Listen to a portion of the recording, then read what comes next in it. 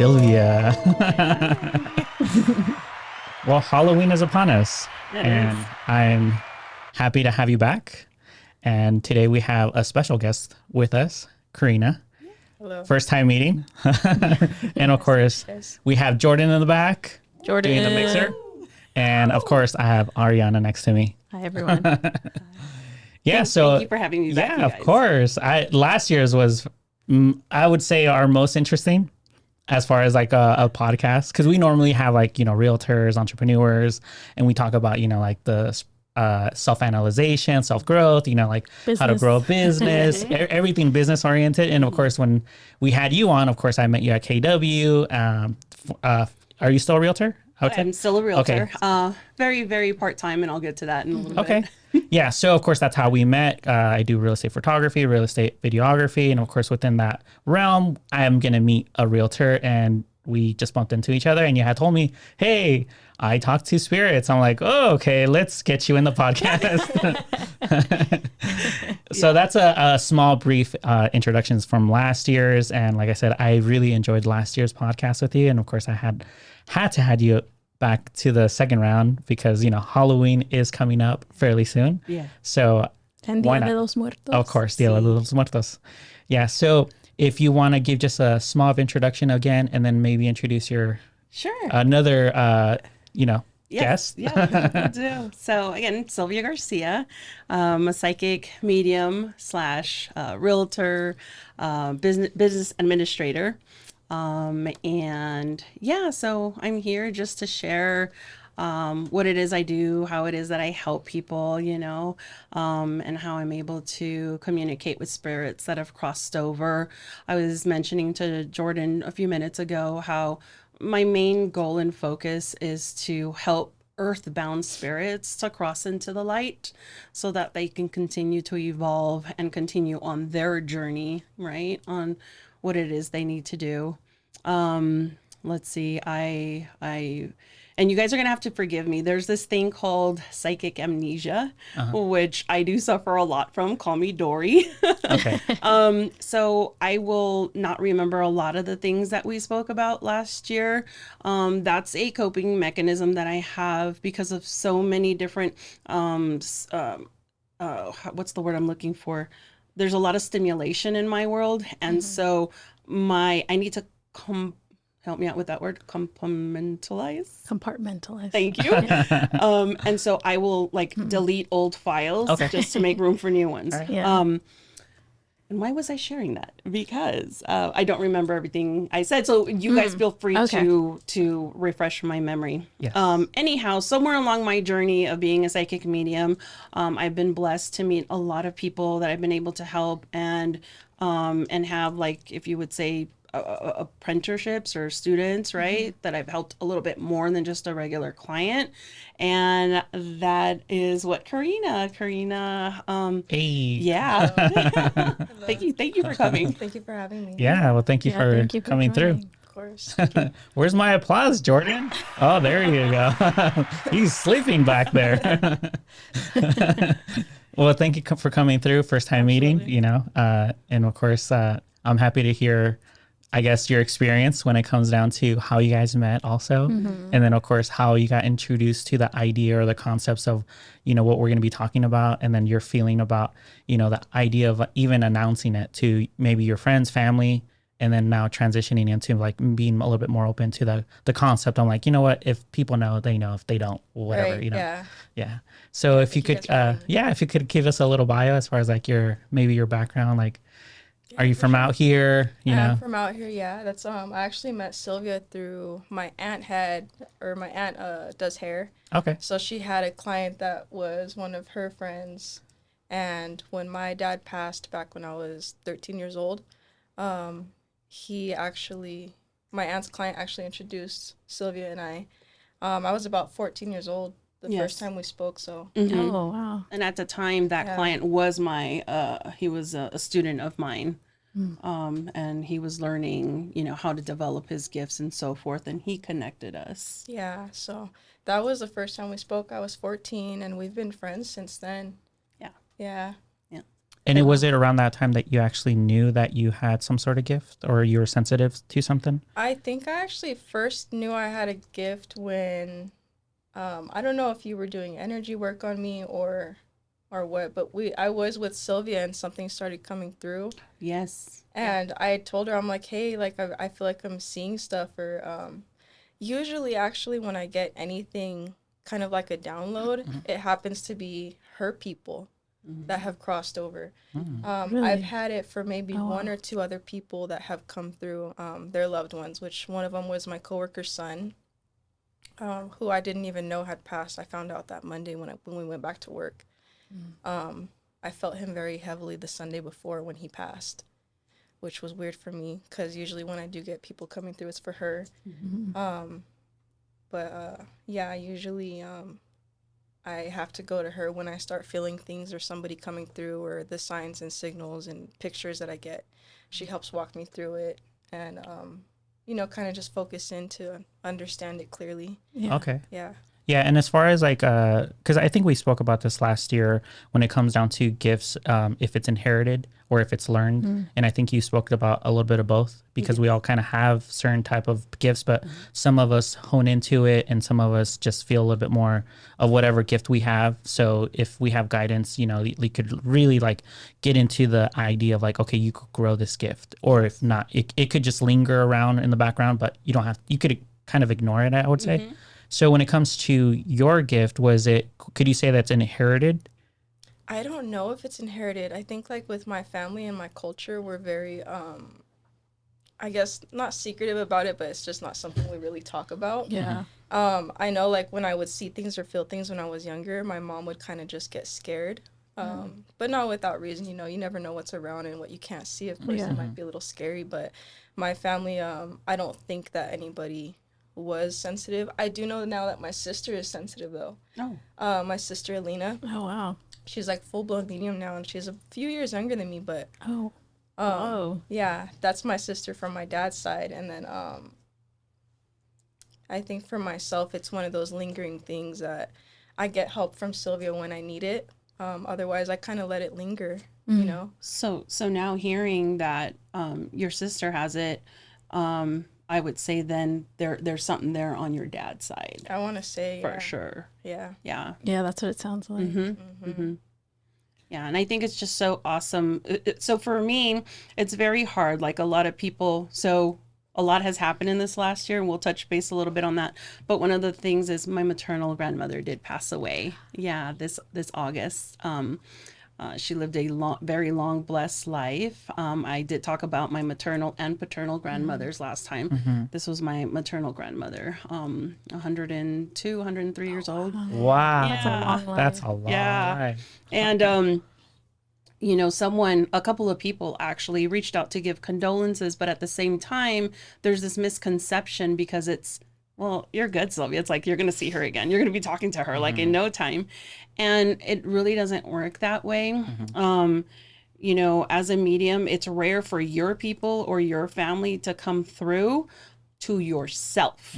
Okay. Because the human mind can also play a lot of tricks. And if this is just something that I'm trying to do to cope, right, with her departure, with her death, it has to be very separated. And this is where other sensitives come in. And so my dad, he has gotten very used to Gadi's energy, and he's able to relay messages to her, which then she gives to me, which I am just so grateful. And for me, it's always awesome. It never gets old to be on the other seat where I'm receiving messages and compassion and closure and messages of love, hope, inspiration. Is that something like spirits are aware of, that like I guess your family, people that you're close to, they know that it's something that can really mess with you, so they choose to like? Yes. Okay. Yeah. Think of it like an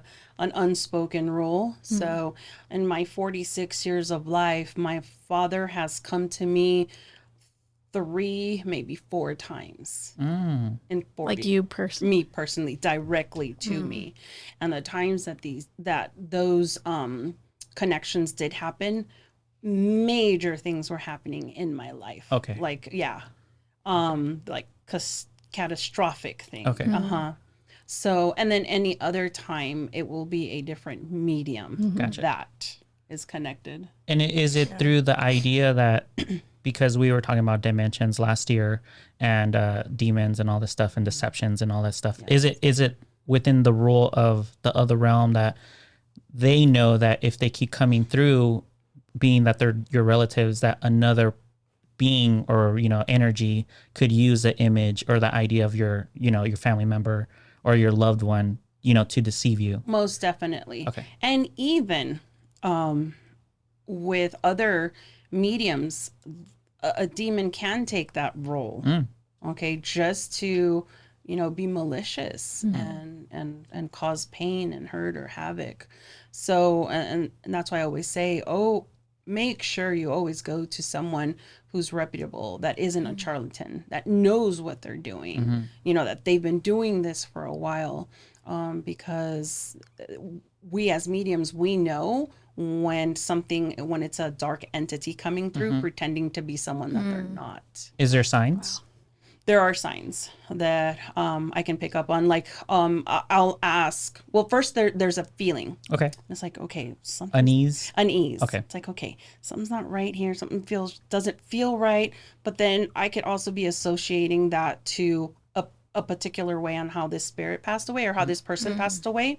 So I have to dig a little further. And it's not until I start asking questions that more and more, like, it gets a little bit on the cynical, twisted side. And that's when I'm like, stop.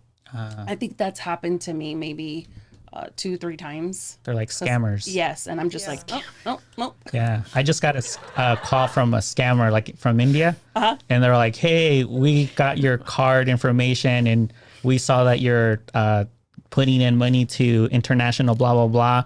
And then they sent me through this other thing. And I'm like, bro. You're like, no. Scammer. Yeah. Yeah, those are the bad spirits here. Yeah, exactly. Yeah. So going off of meeting her dad, was that their relationship as far as like old past friendships, or was there a relative that got you introduced to him, or was he seeking help because he was seeking the knowledge that you have, right?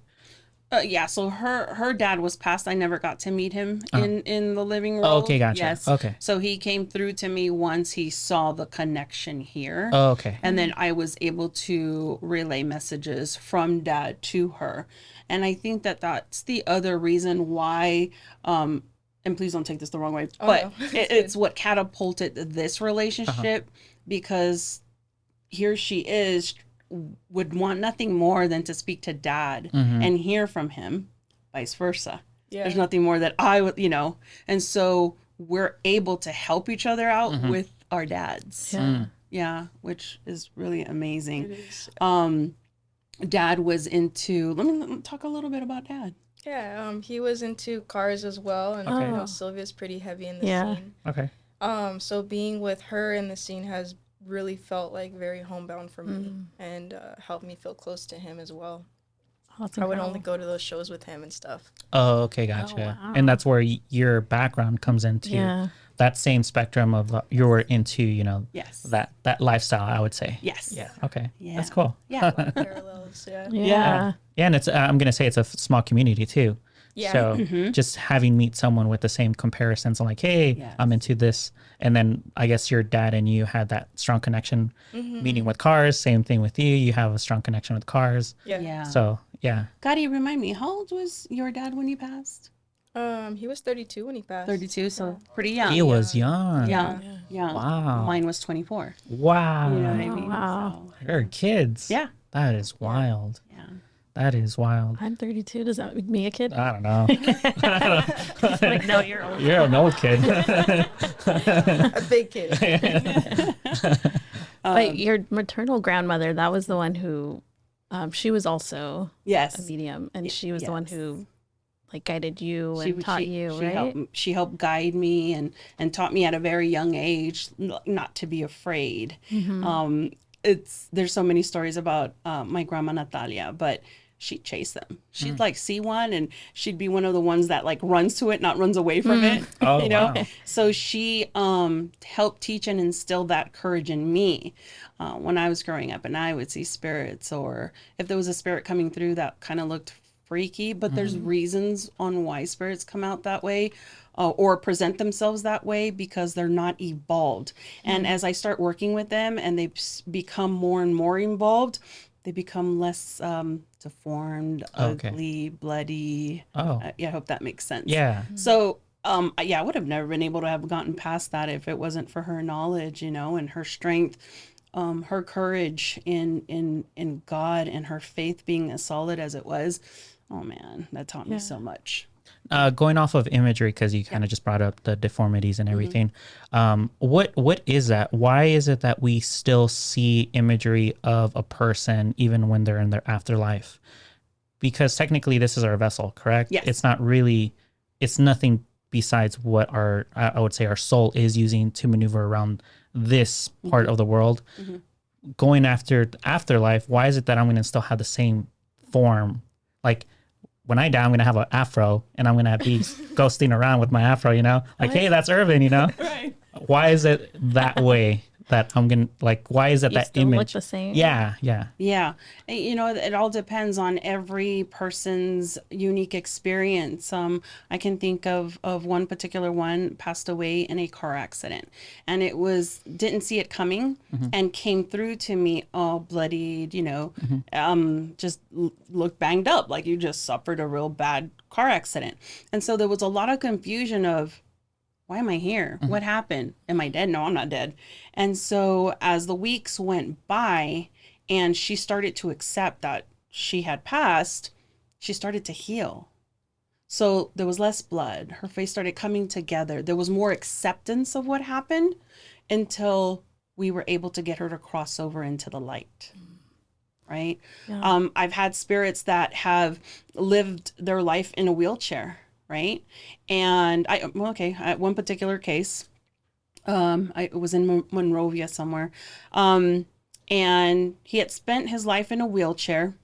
So when he passed away. Mom had me come to the family home, and the whole family gathered. They wanted to hear from him. Well, sure enough, he came through. But when he came through, guess what? He came through in the wheelchair, and Mom was not happy. It was like, wait, what do you mean? No, he's already, there's no suffering. There's no pain over there. There's Why would he come through in a wheelchair? And when she asked, he said, this is how I'm happiest. This is how I want to come through. If I want to get up and walk, yes, I will get up and walk. But this is how I want to come through. This is how I choose to come through. And then he just made it a point to let her know, I'm not in pain. I'm not suffering. I can do things on my own now, but this is how I choose. So every case is different. Do you believe it's consciousness then? Yeah. Yeah, because that's my, I guess last year I was kind of going off of the narratives of like, I don't know what you guys do. I don't know nothing. I'm going off of movie references.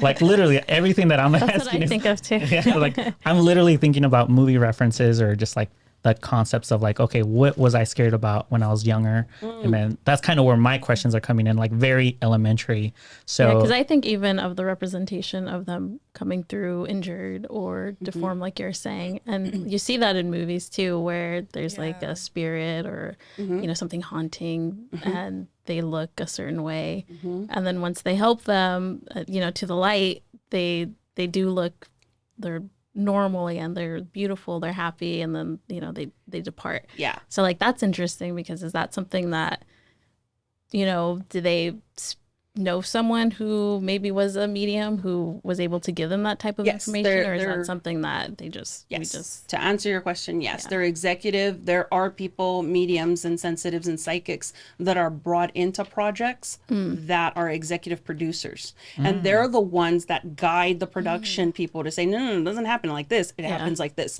A very good example of that is The Ghost Whisperer with Jennifer Love Hewitt, right, where James Van Praagh is the executive producer, producer. Well, he's a very well-known, world-renowned psychic medium. And so James would sit there and go, no, what are you doing? No, it's like this, and like that. You can portray it like this. You can write it out like that.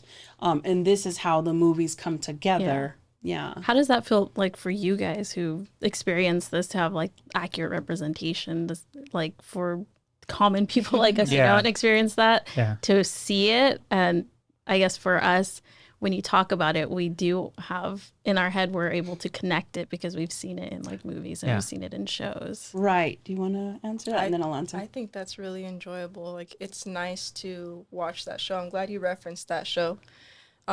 Because that's what the experience can really be like. And there's some scenes that are still pretty theatrical and like definitely done up for TV and movies, but that's what the experience really can be like.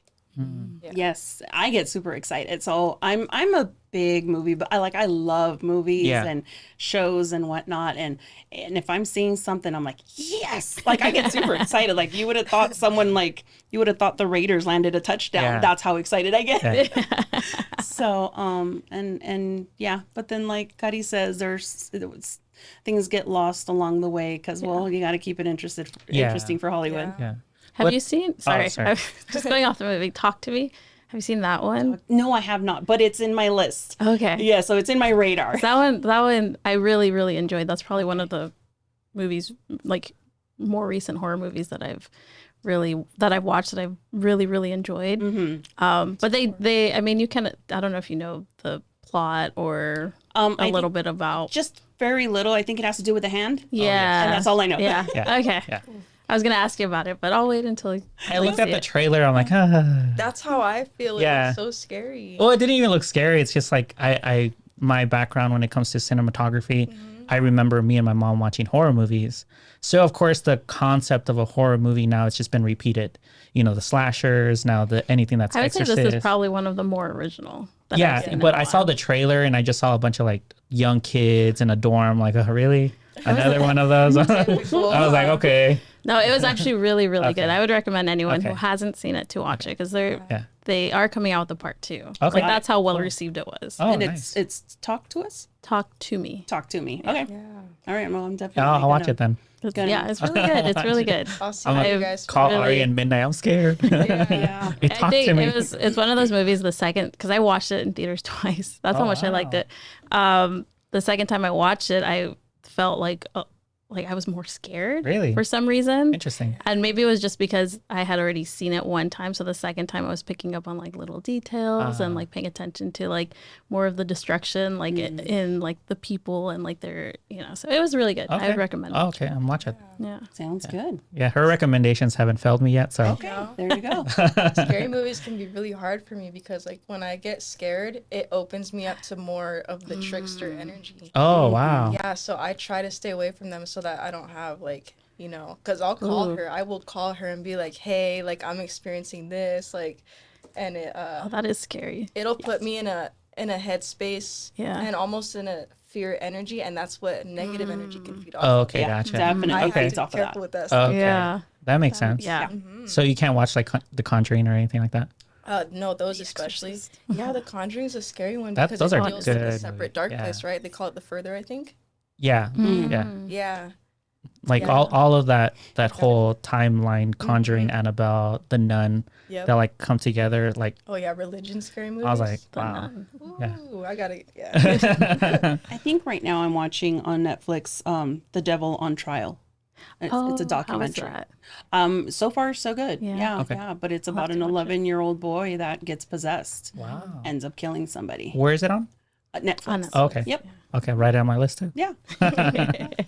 Yeah. Going off of religion, how is it? 'Cause I'm not sure if you're religious or not. How in last year you spoke about how you're Catholic. Yes. How is it that, or how do you go about it, knowing, or I'm not sure if you're open about it when it comes to the, I guess the church about what you do, because I know it's kind of not seen in the best light. Even like the concept of like, oh, I could read anything, it's just literally seen as witchcraft, so it's almost like a sin. So how do you go about that when you come in to, one, your community, and then two, how do you then guide the person like yourself to tell them like, hey, it's not a sin, that kind of thing? Right. One thing that I've learned in by the time I got into my 40s was I'm not going to waste time or energy trying to convince someone, right, that they need my services or that they're safe or this or that. It's like, hey, look, you either want to or not. I've got other people I can go help. As far as let me go back to the whole Catholicism. So I was baptized Catholic at 33 years of age. And at the time, that father or priest is no longer at St. Mary's. But I had a few one-on-one sessions with him where I was struggling with exactly that, like how it's seen, right? What we're told. And he said, has anyone here done that to you, Silvia? I said, no. Okay. We believe that there are mysticals amongst us. This is what you are. God gave you gifts and talents.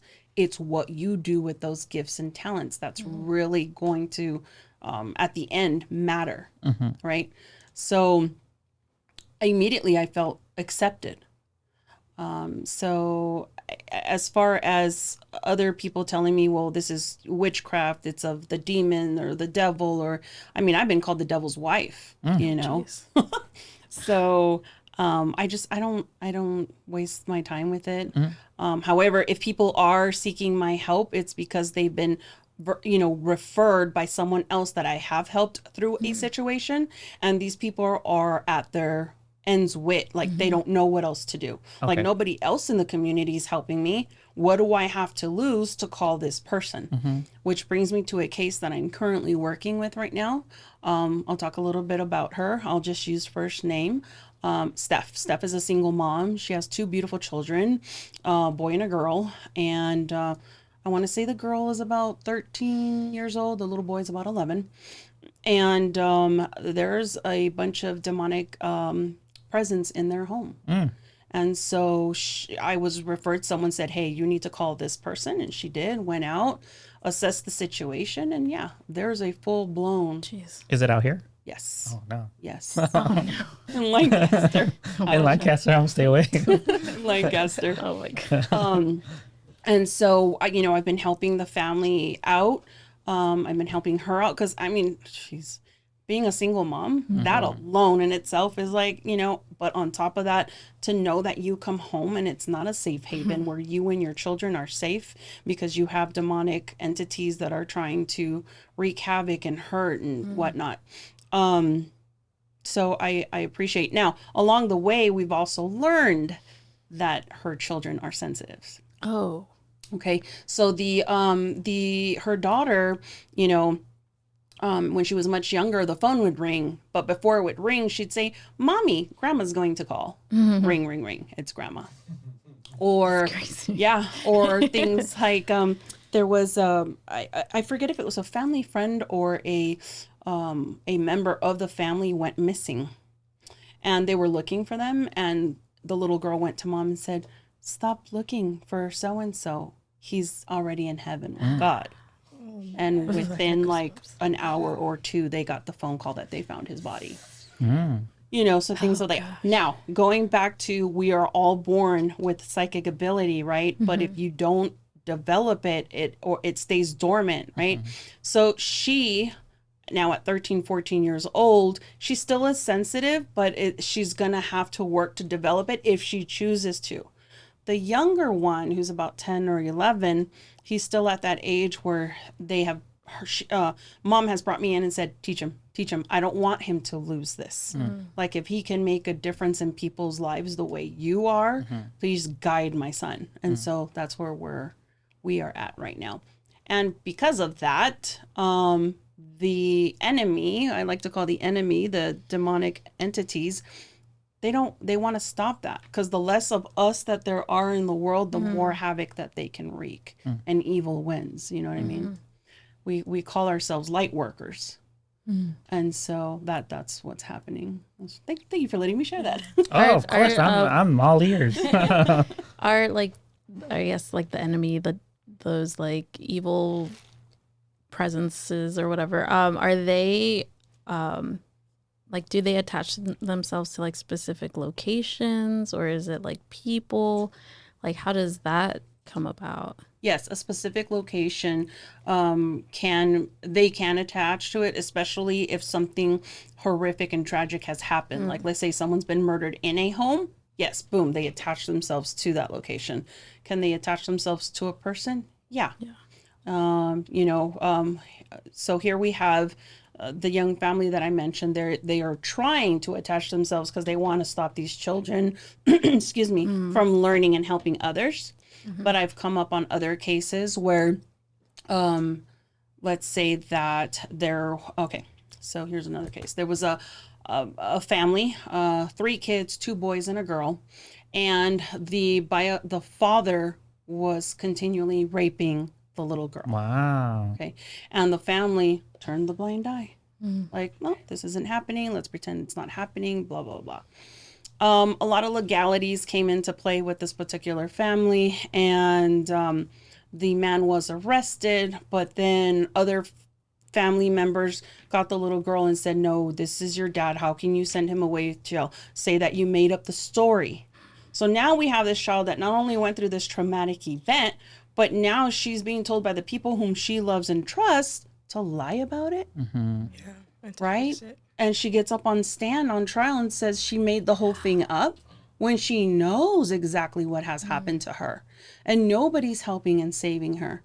So what ended up happening was the demonic possession went into the younger brother. And at the time, I want to say he was 6 or 7 years old. Wow. Right. So we walked into this home, and, the bed is, levitating. Mom is trying to hold the bed down. His neck is almost being broken because of how violent this demonic possession is. So there's different reason in cases why they get attached to people.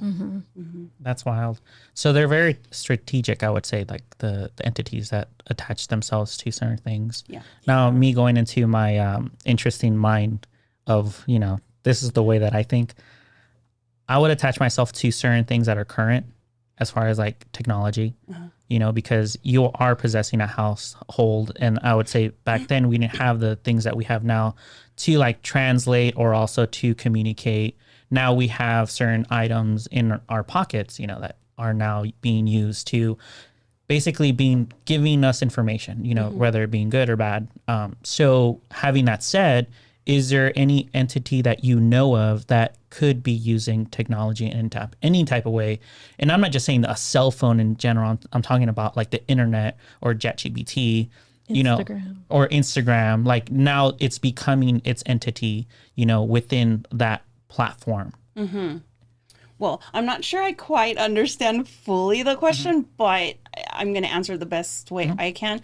I think that there are people on social media that are being manipulated to post misinformation. Okay. Right? And so here you have all these viewers that are looking at it. It's being transmitted from that social media into someone's life. They're visually seeing it. They're hearing it. Now it's in their brain, and that chain can continue. Okay. So was that your question? I was going more in depth of the entity being that platform, not a person using the platform. Like possess Facebook or exactly, or possess TikTok or. I want to say it would be more the creator or the person behind maybe that profile or the platform. That's what I was saying. Yeah. So it's that person that's posting that's under possession. That uses the tool to reach. Because when we're talking about movies and stuff and references as far as like mediums coming into the movie production to like give references and stuff and guidance, there's always a light to the truth as far as like anything that's like a fantasy, the books back in the day.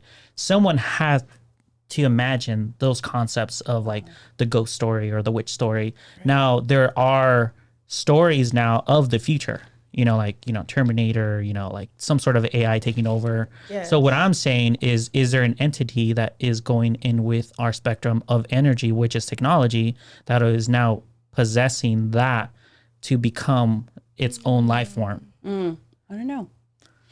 I don't know. I think it goes back to maybe, and this is just my opinion, as humans, we did create AI, right? And ChatGPT. So I think that those things will go as far as we let them, as we create them to go. Yeah. I don't know. I understand your question. Yeah. I think it's maybe a possibility, kind Yeah. of scary. You know, like if a robot did have its own will Yeah. eventually and could, It's going to create itself in a better version of itself, Right, and then yeah. it's going to continue creating itself. Yeah. Like you're saying, could a robot get possessed by it? yeah. Or demon the, or the something? Or become. yeah, or become I mean, I something. hope not, yeah, but- because artificial intelligence will become its own entity at some point. Or was it the spirit to begin with, and we just allowed it to speak, and we gave it its resources to think for itself? Jordan, stop. That's very, I'm just kidding. that's very scary. Yeah. Well, you know, Yeah. and I don't know if Which I think goes back to what you guys were saying initially. It's the person behind it who's creating it. If they are possessed or if they are being influenced by a certain evil or demonic entity, then they have the ability to create these things, which it will, as time goes on, be destructive. And energies can get a hold of the technology. You know what I mean? yeah, well, I've seen demons get a hold of dolls. Yeah. And dolls get up and have this demonic entity in them. So, Yeah, and a doll is basically an object. So Exactly. an object could be anything. Which and the internet is technically just pure energy. That's all it really is. So why not use what is most effective to then like use it at its will? Like, Yeah. it's everywhere now. Elon Musk is going to use a satellite, and the internet's literally just wires going through the ocean right now. But at some point, it's going to be up in the air everywhere. Right. And I could definitely see a robot getting possessed. oh, no. I mean, if a doll, you know what I mean? Yeah. Why not a robot? What's that new movie? That it's almost like it's kind of like a Chucky one, but it's a girl doll. Megan. Megan, there you go, and she's like Oh, an I haven't AI seen doll. that. Yeah, it's like an haven't seen AI that doll. one either. Yeah, She got the moves, though. yeah, she could dance. She's like an actual robot, like an artificial. Yeah. Yeah. Is it any good? It was okay. I haven't It- even heard of it. yeah, I haven't the seen it. concept was okay. Yeah, it was like, I'm telling you, like, I think I could create a better movie. I was like, all right, the scenes in each movie are repetitive towards what I've seen in the past. So the jump scares are like, okay, I already know she's gonna come behind them. Yeah. So When you start working on that movie, bring me in as oh, an for sure, executive thank you. producer. Yeah, that'd be awesome. Yeah. No, the concepts of the questions that I'm going after are literally just I guess more off of our age, the age gaps that we're kind of now in the current time. We are now seeing certain things that are happening in our spectrum of this lifetime. Like now we have ChatGPT. That's fairly new. It's like a couple years. I don't even know what that is. Yeah, it's another way of searching things, like a search engine, but you could ask it questions. And allegedly it was artificial intelligence answering the questions, but in reality it's just a form of where it researches articles, different answers, and it puts it together to Well, form that its is own what answer. artificial intelligence is. It's Well, intelligence, but in an artificial form. Yeah, So yeah. that's- Yeah, but it's not in its actual complete form of artificial intelligence yet, because it's not thinking for itself yet. Okay. Yeah, it's just copying Okay. a small clip of an article that it read or wherever it searched it, and then it gives you the answer. That's what it's doing. It's not going off of its own thinking yet. Well, that's not what artificial intelligence is. Artificial intelligence is being programmed to think like a human, but it's not, and to be able to provide answers. So you can interact with it like you would a person. Like you can ask it questions, you can ask it to paint something or whatever, and it'll give you a response. Yeah. But I think what you're thinking of is more so artificial intelligence gaining consciousness. Yeah, yeah. And I think there's a word for it now too, because that's kind of where a lot of tech people have been going after, as far as what's ChatGPT 0.5 going to look like? What's the internet going to look like later on? Got it. Certain things are now going to form its own thought process. And Okay. and I think I saw a podcast with Post Malone and Joe Rogan, and they were talking about AI, how their AI is now recreating certain artists, as far as they're using the vocal cords and the waveforms and the format of how they create their songs, and AI is now recreating a new song, thinking it's a new Snoop and it's Post Malone, but it's not them. It's artificial intelligence. Just gaining Yeah. their vocal cords. Yeah, exactly. They can do a lot with it Yeah. now Wow. too. Sounds like it. Yeah. Yeah. Because they can even do the the deep fakes, right? Yeah, the Where deep they fakes are now getting better just too. get imagery of a person, and Yeah. they can manipulate it to say things that like that person never said. Yeah. Like That's do. kind Yeah. of horrifying. I've Yeah. heard Yeah. of deepfakes. Yeah. Well, I don't know. That's beyond my knowledge. I mean, I still Google, and Yeah. people make fun of me because I Google stuff. I have a robot at home, though. So when I leave, there's a little robot. I have 2 dogs, Oh. right? And a 9-month-old puppy is one of them.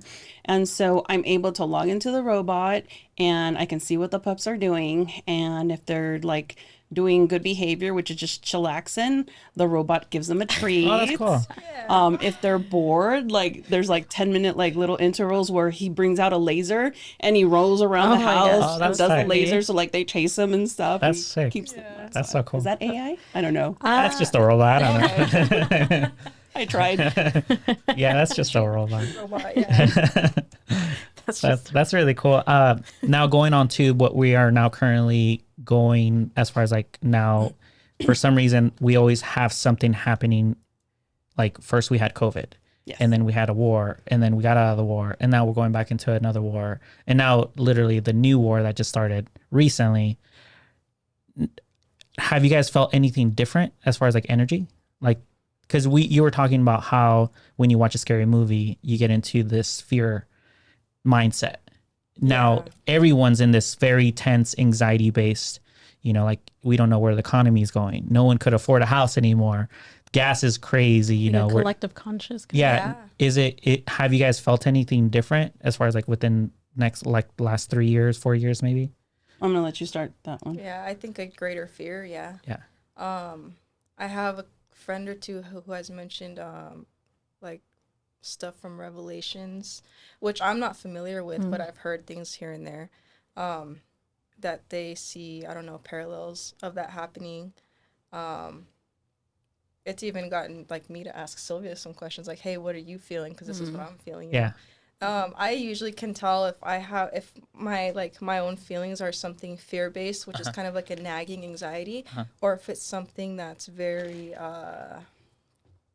what would I say, authentic, like an authentic fear that comes from, I don't know, just our, what would you call it? Like our own source, I don't know. Right. Yeah. But yeah, I have noticed others as a collective being much more fearful and much more on edge, So having that said, do you now see more or do you feel more as far as entities or energies, or do you see more signs? Not so much more signs. I feel like I feel more of the fear-based because I have my own feelings, and then we also pick up on others, and lately I do notice more of the nagging anxieties, which I'm learning to separate from my own authentic self and feelings. But yeah. So I would say fear is the that energy that is really rising right now.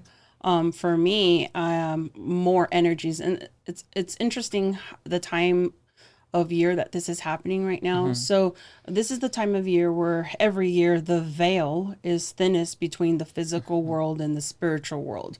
So it's super easy, much more easier for spirit to come through now when the veil is thin.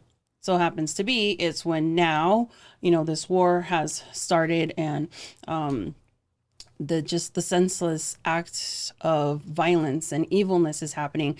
A lot more spirits are coming through to me. So I would say within the last few weeks, I've gotten really bombarded by a lot of spirit activity, to the point where I got to go into a room and just like stop, because it's overwhelming. Not to mention that I'm also working on the project for Dia de los Muertos, and I was working on the pictures last night, and all of a sudden I had like a dozen spirits in my living room wanting to, asking me, people I've never met, asking me to put their pictures up on the altar because maybe their loved ones or their families have forgotten to, and we can't forget them on that side. So here I am, like starting to text people, do you know this person? I have this person here. This is how they died. Da, da, da. Oh yeah, that's so-and-so's blah, blah, blah. Do you have a picture? Can you get one? We need to put it on the altar. So there's a lot of, a lot of that going on. Interesting. yeah. Wow. Well, I guess that was my question, but I could go really deep into my questions because my brain just goes. I don't even know where my brain goes into. But going off of the concepts of like, because we are going through this very insecure time of our lifetime, like everything is we don't know. Everything's a guesstimate at this point. Yeah. Everyone's saying this is going to happen. No, it's not going to. It's a guesstimate. It's the best scenario that you're thinking of because either pessimistic or optimistic, but it's just a guess. So I think because the one thing that you said, as far as like when you're watching a scary movie, you tend to almost I guess your aura or your energy like brings in the concepts of that bad energy, you know, like, and my real question is, because we're all collectively feeling this unsettledness of insecurity, you know, how is the world going to happen, or where is it going next? What's the next chapter? And is it something that you feel that is being used through the entities that we talk about, or the entities that will take over, as far as like, if there's anything negative, because collectively we're all in this very fear-mongering reality right now. And is it being used, that energy, that fear? And in what way, or have you seen or have you looked at it outside the box, you know, like overall, like the concept, like just to see what is happening? No, I haven't. Yeah.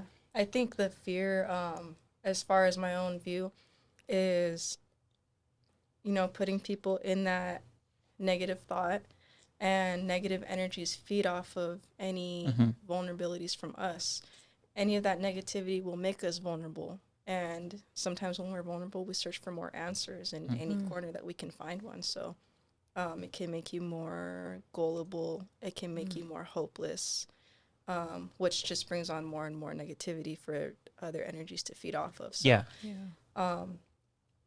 I think that when it comes to maybe manipulation and stuff, the fear mongering, like, you know, especially like when media's, you can tell when they kind of just want to scare you versus what the actual facts are.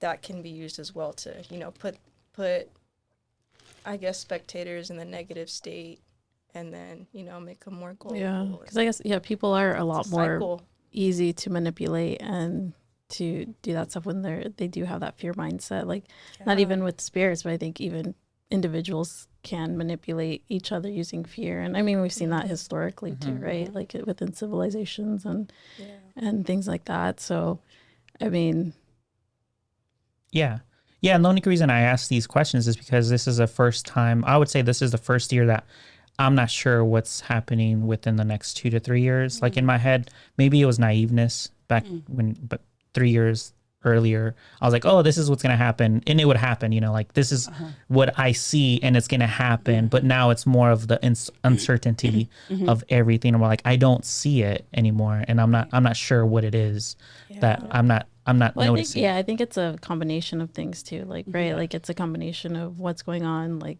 overall in the world, and then also within like our own country, and then in our own lives, like all of that stuff, like it starts like on the global level, and then it kind of trickles down, right? Exactly. And everyone, it's just a different case. So, and I'm going to use myself as an example. So not even a week after we did last year's podcast, I was served with divorce papers. So I'm going through a divorce right now. And so throughout the entire year, and she can attest to this, it's been like, we don't know what's happening. Like what you're saying. And it's been very interesting just because, and thank you for actually saying that out loud, because a lot of people don't like to just say the negatives. They get stuck into everything as positive, which I thank you for that, because we try to be as authentic as we can. Even myself on my Instagram or social media, anything, just because we always see the highlights, and I don't want people just to see and notice highlights. Correct. It's more like, what is the truth? And the truth is, and then that was your truth. And I congratulate you on that, because like I said, it's all highlighted right now. Right.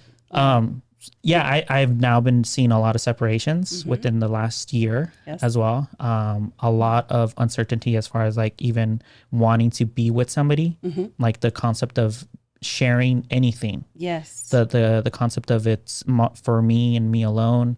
I see that a lot more, the selfishness. And that's kind of where my brain just kind of doesn't, the logic in me doesn't know how to interact with that. And maybe that's what it is, like where I don't see what the next year or 2 years what's gonna happen. Yeah, could be, most definitely. And again, when we're just going through it, things get a bit clouded and really heavy. And I can say she's been by my side from day one. And when it's a bad one, it was 23 years. That is a long time, Marriage, Yeah. And it just, a lot of negative stuff attached to that. Yeah. So whatever energy I do have, I'm focusing on, okay, how do I get through, to the finalization of this 23-year union. Yeah. Wow. Yeah, for sure. And as far as like, because I know people, and it's very, very interesting when I hear people say, oh, I watched your podcast. I get surprised. I'm like, what? You listen to me? Like, what's wrong with you? So I'm pretty sure we're talking about, we're spirits and everything, but there's also life experiences here that we could give out, Yes. I would say more you than us, because we're barely going to start striving towards whatever our life is going to go into. How and what have you done right now, as far as like now going through this section of your life, the chapter of the divorce? What could you say to those that are maybe experiencing something similar? Maybe not a big divorce where it's the 23, but 5-year, because let's keep it honest, not everyone's going to get married at this point. Right. So they're going more into relationships now. So like they're going into okay, it's ending. What could you then give them to stay positive, To stay positive. I love this question. Me too. All right. Is it's okay to put yourself first. I always use this analogy with my clients.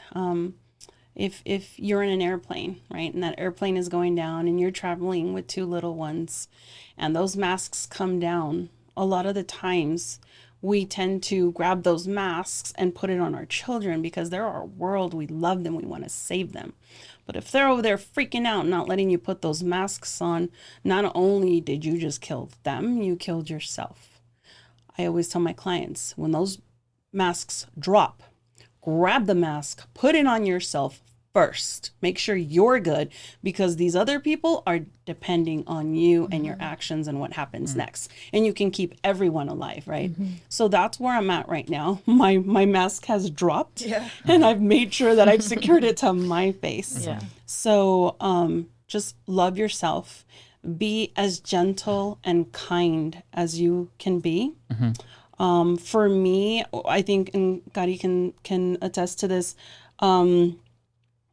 I'm very vocal, and I want to speak my truth, but it's been a situation where I've had to learn to take a step back and let things unravel for themselves without me staining anyone by, saying exactly how things went down, right? But just taking a step back and trusting the process.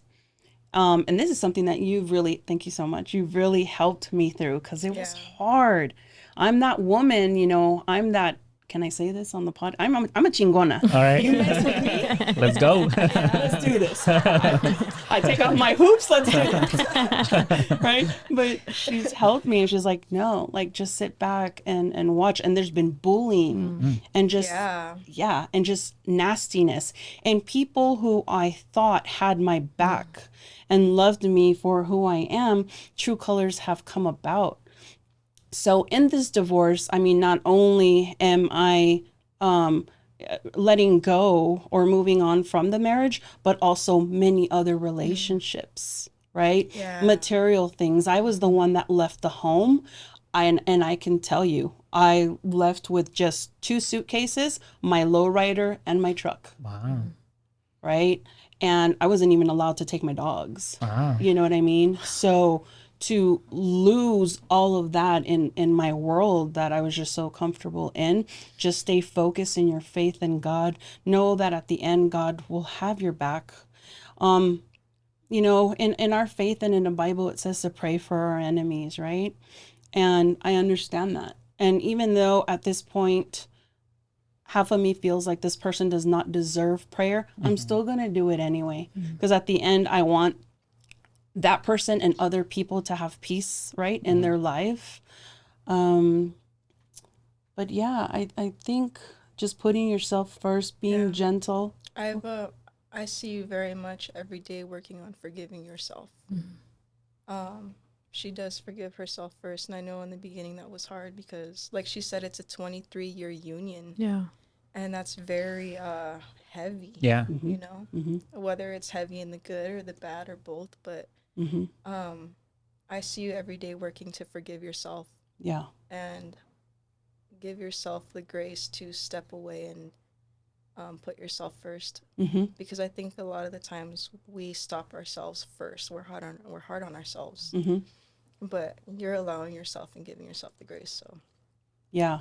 And I think for me, a lot of it was like, here it is. I have, clients that I'm helping maneuver through situations like this, and I would give them certain advice. But at the end of the day, I didn't take my advice. And I was stuck in this, 23-year deal. And that's where that whole forgiveness comes in, where it's like, I'm human. It's okay. You were so optimistic. You wanted it to work so bad, but it can only take you so far. Yeah. Because you were taking the weight. yeah. No, I definitely understand that for sure. I would say just because you're, I would say, the younger person in this room. You look fairly young. Thank you. I'm gonna I say think you're she's older than you guys. I might be, yeah. How old are you? Oh wait, I'm 30. No, you're young. I'm getting used to saying it. Yeah. I think Jordan's the youngest one in here. There you go. How old are you, Jordan? 28. Clap, Nice, okay. clap. Clap. Baby. Yeah, he's the young. 90s gang. Yeah. I would ask the same question as far as like, because I would say the spectrum of our listeners are fairly pretty big. I would like for you to answer that same question. I guess within your experience of life of 30 years now, being able to transition, and I would say not just relationships, because a relationship could be anything, like a relationship with a job, relationship with a friendship, relationship with like anything, or even a hobby. That's a relationship too. How would you go about transitioning so that you could at least transition with the focal point of like, tomorrow is a better day, even though I'm feeling this type of negative energy right now? Yeah. I do first try to be forgiving. But I do have my days where I feel like I'm spiraling, and a lot of those days I call my sis right here. But yeah, I first try to be forgiving, and I remember to give myself the grace of, this is my first time going through this life as well. I try to do a lot of like, I'm not the only person in this world or involved in this situation. So it comes with that same lesson of learning to step back and let everything play out. We all have our part. I have my part, you have your part. And anybody else in our story has the part, because I feel like our everyday life is affected by those closest to us. So when it comes to that relationship of your job or of your partner, of your family, we all have to, give ourselves the grace and each other the grace to feel what we feel. Let us spiral for a minute if we have to, and then, make sure that we do allow ourselves to reach out for help as well, which can be your sister, can be your friend, can be your dog. Yeah. Oh my gosh, my baby. Yeah. I think that's important too, because I feel like that's one thing that's getting pushed on society a lot, is like the individual. Like you go out and you got to do whatever you have to do. Yeah. But I think what I've heard both of you say is like, yes, focus on yourself, but also like there's a bigger community out there to like rely on and go to if you need help. Like that's okay too. And I think that's something that a lot of people don't do, or keep themselves away from doing when they're going through something hard is reaching out to someone else. We're so quick to tell somebody or our best friend, you know, I'm here, like, please call me, please text me. But ourselves, we're first like, no, I can handle, like, I don't want to be their burden. Yeah. We have to allow ourselves to be that best friend. Yeah. And sometimes I do this little thought to myself is like, if I were my best friend, how would I take care of myself right now? Probably give Gotti a hug. I'd probably be like, let's go get a coffee or, you know, let's go for a drive. Yeah. You have to do that for yourself sometimes. Yeah. You know? And not lose hope. Sorry, not to interrupt, and not lose hope. Hope is a big one, you know, and especially at my age where it was like, well, geez, what's going to happen? Am I going to be alone for the rest of my life? No, just don't lose hope, because there's a plan out there. What it is, we're not always going to know. But just know that the best possible outcome for you and your life will happen. You just have to be open to it, you know, and now I'm in a very loving relationship, you know, where, thank you, where I'm being supported. I want in every, like, I can check mark the different areas of my life. And I'm so happy that even though at 46 years old, I'm able to experience it. I've always read about relationships like this, or maybe have heard other people's experience, and I wondered, like, geez, I wonder what that would be like. But now that I'm in it, I'm like, whoa, very cool. But I never lost hope. Yeah. Okay. Going off of the relationship that we always dream about, why is it that most people don't actually get into those relationships? I think, and I'm going to use myself when I say this, settle. We settle. Yeah. We settle. We settle off of fear? Yes, I believe so. Fear. And I think so. Also is like your own self-worth, like people not feeling like they're worth it or they deserve it. Yeah. I think that's a big part of it. Ability to, like, even envision something better, you know? Yes. Yeah. Yes. Or that or like back to what you said, or that we deserve it. For me, it was like, oh, I'm too old, right? Or who's going to love me and accept me? I'm a psychic medium, for crying out loud. My world revolves around spirits and hauntings and possessions. Who's going to want that?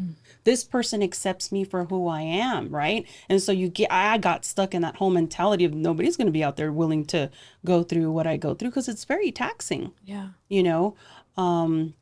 What's the other thing I wanted to mention? Or something I did was, well, there's no physical abuse. I don't get hit. There's no gambling. There's no this. I'm good. But then there are all these other things that are not being marked off. So you settle. A lot of reasoning. That makes sense. Yeah. You're always like, well, it could be worse. Yes. Yeah. And then you're just like, You know, this is good for what it is. And when they're barely giving basic, you're like, like exactly what you said. And when I'm sitting with female clients year after year and I'm hearing their experiences, I'm like, oh man, I got it good. Yeah. Okay. Wow.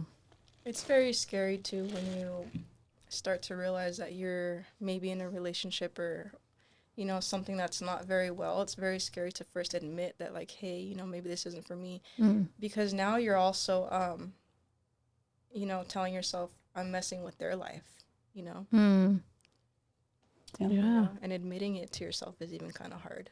I think it also has to do with age. I think as you get older, you become like, you settle more into who you are than when you're younger. And a lot of people get into relationships when they're young and they get married when they're young. Yeah. And there are some people who they really do know their self-worth and they really do find someone that's really great for them and they're perfect together and they're really good together. There's a lot of people who aren't. And I think that's what we're seeing a lot too. There's a lot of people who are getting divorced very young because they get with someone when they're very young and they still don't really know who they are. Exactly. And then you experience things in life that you haven't yet experienced at 20, at 25. Exactly. Yeah. And when you go through those things, like it changes you as a person. And sometimes you don't change together, right? Like the person is someone else and you're someone else than that person you were 5 years ago. Yeah. I was 21 when I got into what the heck did I know at 21, you know? And not only that, but there was a 13, 14 year age gap. Oh, wow. So now you throw that into the mix and it was like, Yeah. Is it something that we should be now teaching, I guess, the younger generation about what an actual relationship is, because I understand when, you know, your grandma or around your age, you guys would get married a lot younger. Now people are not even gonna get married at all. Yeah. So going into people that are still getting married, you know, is it something that they should be learning about what is marriage or what a long-term relationship even means, like the definition of what it is? Because we do talk about, you know, everyone is going off of, I should do it myself. It's all about me, which is fine. But I think we're defining two things in a relationship where it doesn't meet middle ground because we're not defining it correctly. And the only reason I say that is because when I talk to, I would say anybody, because I talk to anybody, like anybody on the street, anybody that I meet, they'll ask me questions like, oh, are you married? And I'm like, no, I'm not married. And they'll ask me why. And then I'll, you know, just give them my short answer. Why? And I'll go off of my concepts of what marriage is. Like, okay, the definition of a marriage is a very selfless pursuit of life. You know, because you're putting yourself and another person together. It's not just about yourself. And if you have kids, now it's all about the kids. You know, like life it's a very weird way. Like if you're going solo, and you're doing it for yourself, but also there's a community. So you're having to think about your self-analyzation of like, how do I better myself so that my community could thrive off of my better version of myself? But marriage is the same, I would say the same type of definition as far as like that. But going into this, yeah, of course, you have to get into the relationship with a person that is defining it the same way. Like we're going to do it together. We're going to grow together. We're going to pursue life and grow and prosper in a way where we're both meeting our happy ground of like what we define happiness. A lot of people go off the materialistic or the opportunistic the feeling or defining, oh, I'm happier at this location or at that location, and if you don't meet me there in 5-10 years, I'm not gonna be happy. But then why did you get into that marriage? You know, if that's what you were defining a location as far as like as a marriage. So like I said, is it something as far as like as a question overall, do you think that should then be taught to younger kids as far as like, hey, if you're going to get married, understand it's not just about you anymore. And it's not just about the happy feeling that you're going to have, like what you're having, the butterflies in your stomach. It's going to become a routine at some point. Yeah. So what do you do if you see a young kid and like, hey, I want to marry my girlfriend of 5 years, you know, like what would you then give that kid as an advisory as far as like for what to look for into her, and then what do you see in for yourself? Like what would you advise those kids? Okay. So to answer your question, do I think we need to teach our kids? Yes and no. Yes, society already teaches, because a lot of what the newer generation is learning, they learn it from home, right? So whatever examples and experiences that is happening at home, they're gonna bring that a lot into their own personal lives. You go into Catholicism, before you get married, pre-marriage counseling is assigned to you, where you're sat down no matter what age you are, and the priest is like, okay guys, here we're putting it all on the table. Marriage is this and that, right? And those are all the good positive things. Now let me go into the like not so easy, maybe even negative things, this and that. And you guys are coming, you know, into contract with one another, knowing that either one of those things can happen, right? So I think it's already out there. When I say no, we are all on our own personal journey. And we're going to do no matter who says what until they turn blue in the face. And they're going to do and what they want in their own personal life, even if they're falling on their face, but they got to go through it. I can say in my personal experience, like with my son. So, you know, it was something that I explained to him, like, hey, marriage is like this, to be taken serious. You got to make sure that you feel this, and that. But at the end of the day, he was going to do what he wanted to do, what he felt. Because, you know, and I've had my son tell me, well, Mom, like, maybe that was your experience, but I want to have my own. And I have to support him and understand that it makes total sense. You know, yeah, he got married later in life, not young, you know, but So to answer that question, it's yes and no. Yeah. Yeah. Yeah, it's just the concept of marriage now, it's just being defined in so many categories that at this point I'm like, what is the point of even the title of marriage? You know, like where is it going at this point if we're not even defining it correctly?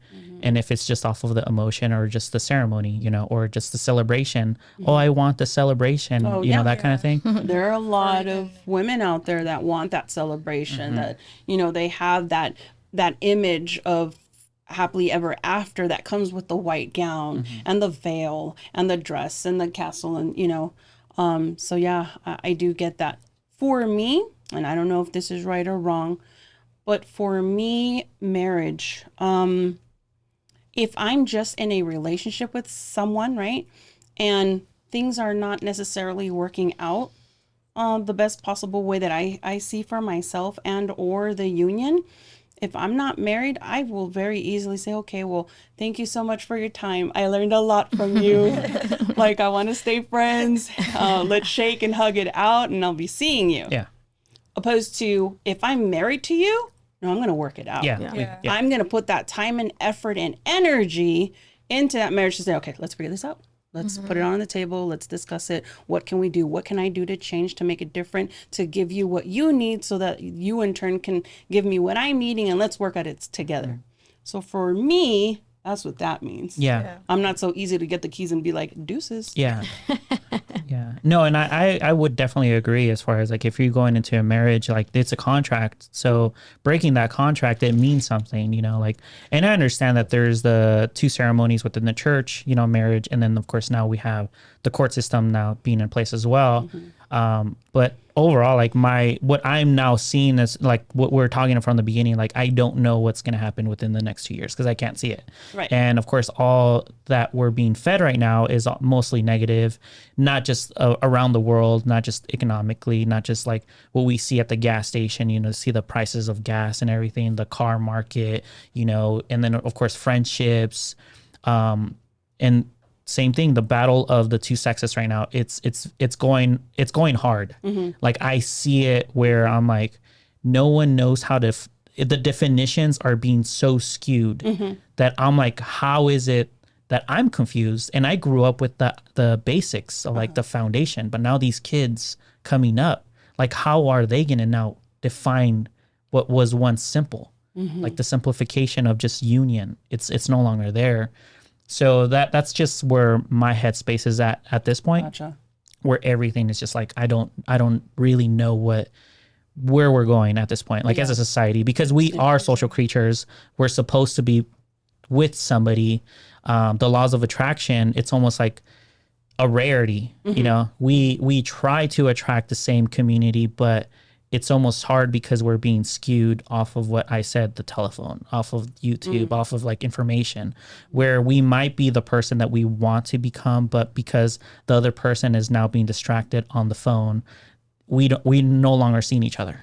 We're so close to each other, but we're so far apart. I think it's really easy now too for people to like once they see something they don't like in a person, and it could be anything, like, oh, you like put your shoes on that, you tie your shoes that way. I don't That's like how you eat. It's like something, it could be something so ridiculous, and then they're just like, bye, you know. And I think that's what's happening is a lot of people are becoming so superficial because they're so used to just like everything being online and being able to have that instant gratification right away when they want something, or when something is not like pleasing them or isn't making them happy. They can easily just like, oh, well, I'm gonna do this, or I'm gonna do that, I'm gonna watch this video, or I'm gonna look at this, or I'm gonna listen to this song. And it's starting to like seep into actual like our social lives. And I think that's where it's coming into play too, where everyone's so easy to just dismiss someone when something like it gets a little hard, or and anything great, there's effort. There has to be effort, you know. But like she's saying, into it. Everyone's just being like, oh, it's too hard. And I'm like, you didn't even try. How old are you? 35. And you? 32. Okay. You didn't even try. No, I think that's true. Yeah. So bringing it back to the spiritual world. Yeah. Were you engaged once? No. You're in a relationship right now? Yes. Okay. Seeing this is where it's hard. I can always tell when she's like, Yeah. She's bringing in the spirits. Yes, spirit is coming through. You're open, yes? Yes. Okay. So I have a male energy who is your counterpart is next to you. When I see that, I want What you does to that mean? huh? Counterpart? Yeah, it comes in as he's putting himself beside you. So when that happens, I want you to think of either like a brother, a cousin who you see as a brother, or even a best friend. So one of those three. Do you understand? You've got someone that has crossed over? And this is very recent. I want to say, My heart's beating. it's okay. take a deep breath. So I'm getting he's giving the white rose to you, okay? White rose signifies an anniversary. So either like an important date is coming up. So either the date of the passing of this person, okay? What date? Because it doesn't feel like it's a year yet. No. Okay, what is the date? November 27th. Okay, and I feel that, and he's explaining it was very unexpected. Like it was not an illness. It was I'm here and I'm gone the next. You understand that? Okay. This is not a day goes by that he doesn't miss you. Now I know who this is. So what's happening right now is spirit is connecting to my energy field so that I'm able to express to you and you can visually see what it is that he's feeling. So this is brother.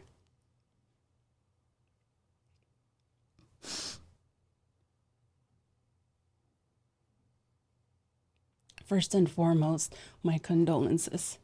So I'm feeling like this is there we go. Thank you. The impact of it where I'm here one moment and gone the next. Vehicle accident. Okay.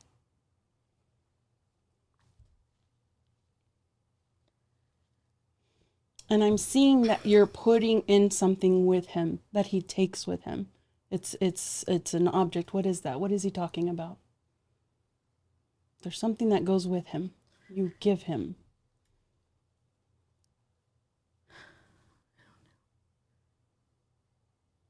This is you gave him something. And he's taking it with him. So, he's also talking to me about, he's like, okay, enough of that. Come on. He's a very, very, he likes to be happy. He doesn't like to, dwell. He doesn't want you to be stuck on how it was that he crossed over, okay? So he goes, okay, moving on. Let's get back to what we were talking about. So have you 2, 4? So he's showing me 2 and 4. So have you been with your current partner for 2 or 4 years? Where's that coming in? Because he wants to talk about that right now. Because we're on the engagement topic. Right. No, maybe like 4 months. Okay, perfect. So that's where the 4 comes in that I'm feeling. It's like, this is a good one. So I believe this is a younger brother, but acts older. Was he younger in age? Where is that? I'm this, but I act this way. No, he was the youngest. The youngest. Okay. Now, did he take on that role like he knew better? Like he watches over you? Like, this is my sister. I'm going to take care of her. Not really. Okay, because he's showing me I'm younger, but I take on this role. So if he wasn't like that for you when he was living, just know that he's claiming he's taking that role now, okay? Where he's watching over you.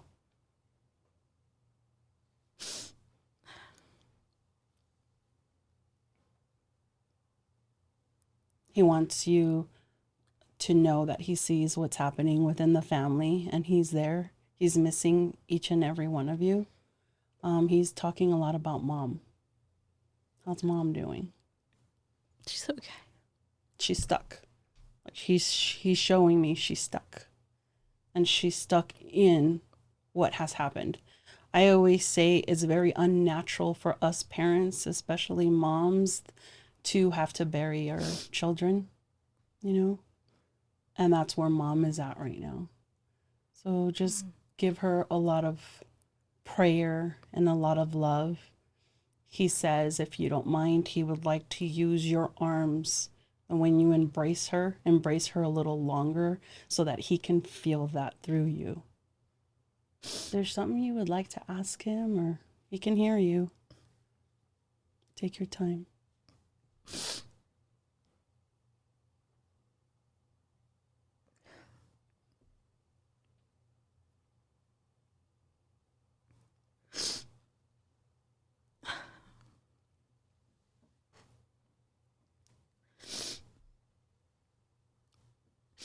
I'm sorry. I'm sorry that that happened to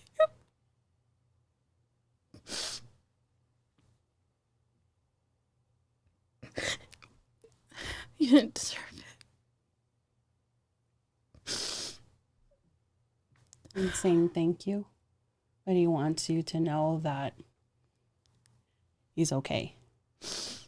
He's okay. And what happened, how it was supposed to play out, you know, that's what happened. He's got a lot of missions, if you will, that he is learning and going about on the other side, but still being very much aware of what's happening here with his family. How old was he? 20. Is he with my sister? I got 19. So that 19 is coming in strong. He's with a younger female, a much younger female. Do you understand that? There's a much younger female. So I don't know if mom miscarried, but there is a much younger soul that he is also caring for on that side. Do you know if mom lost a little soul, child, infant? I think before I was born. Okay. Just know that that energy, that soul, is they're together. Okay.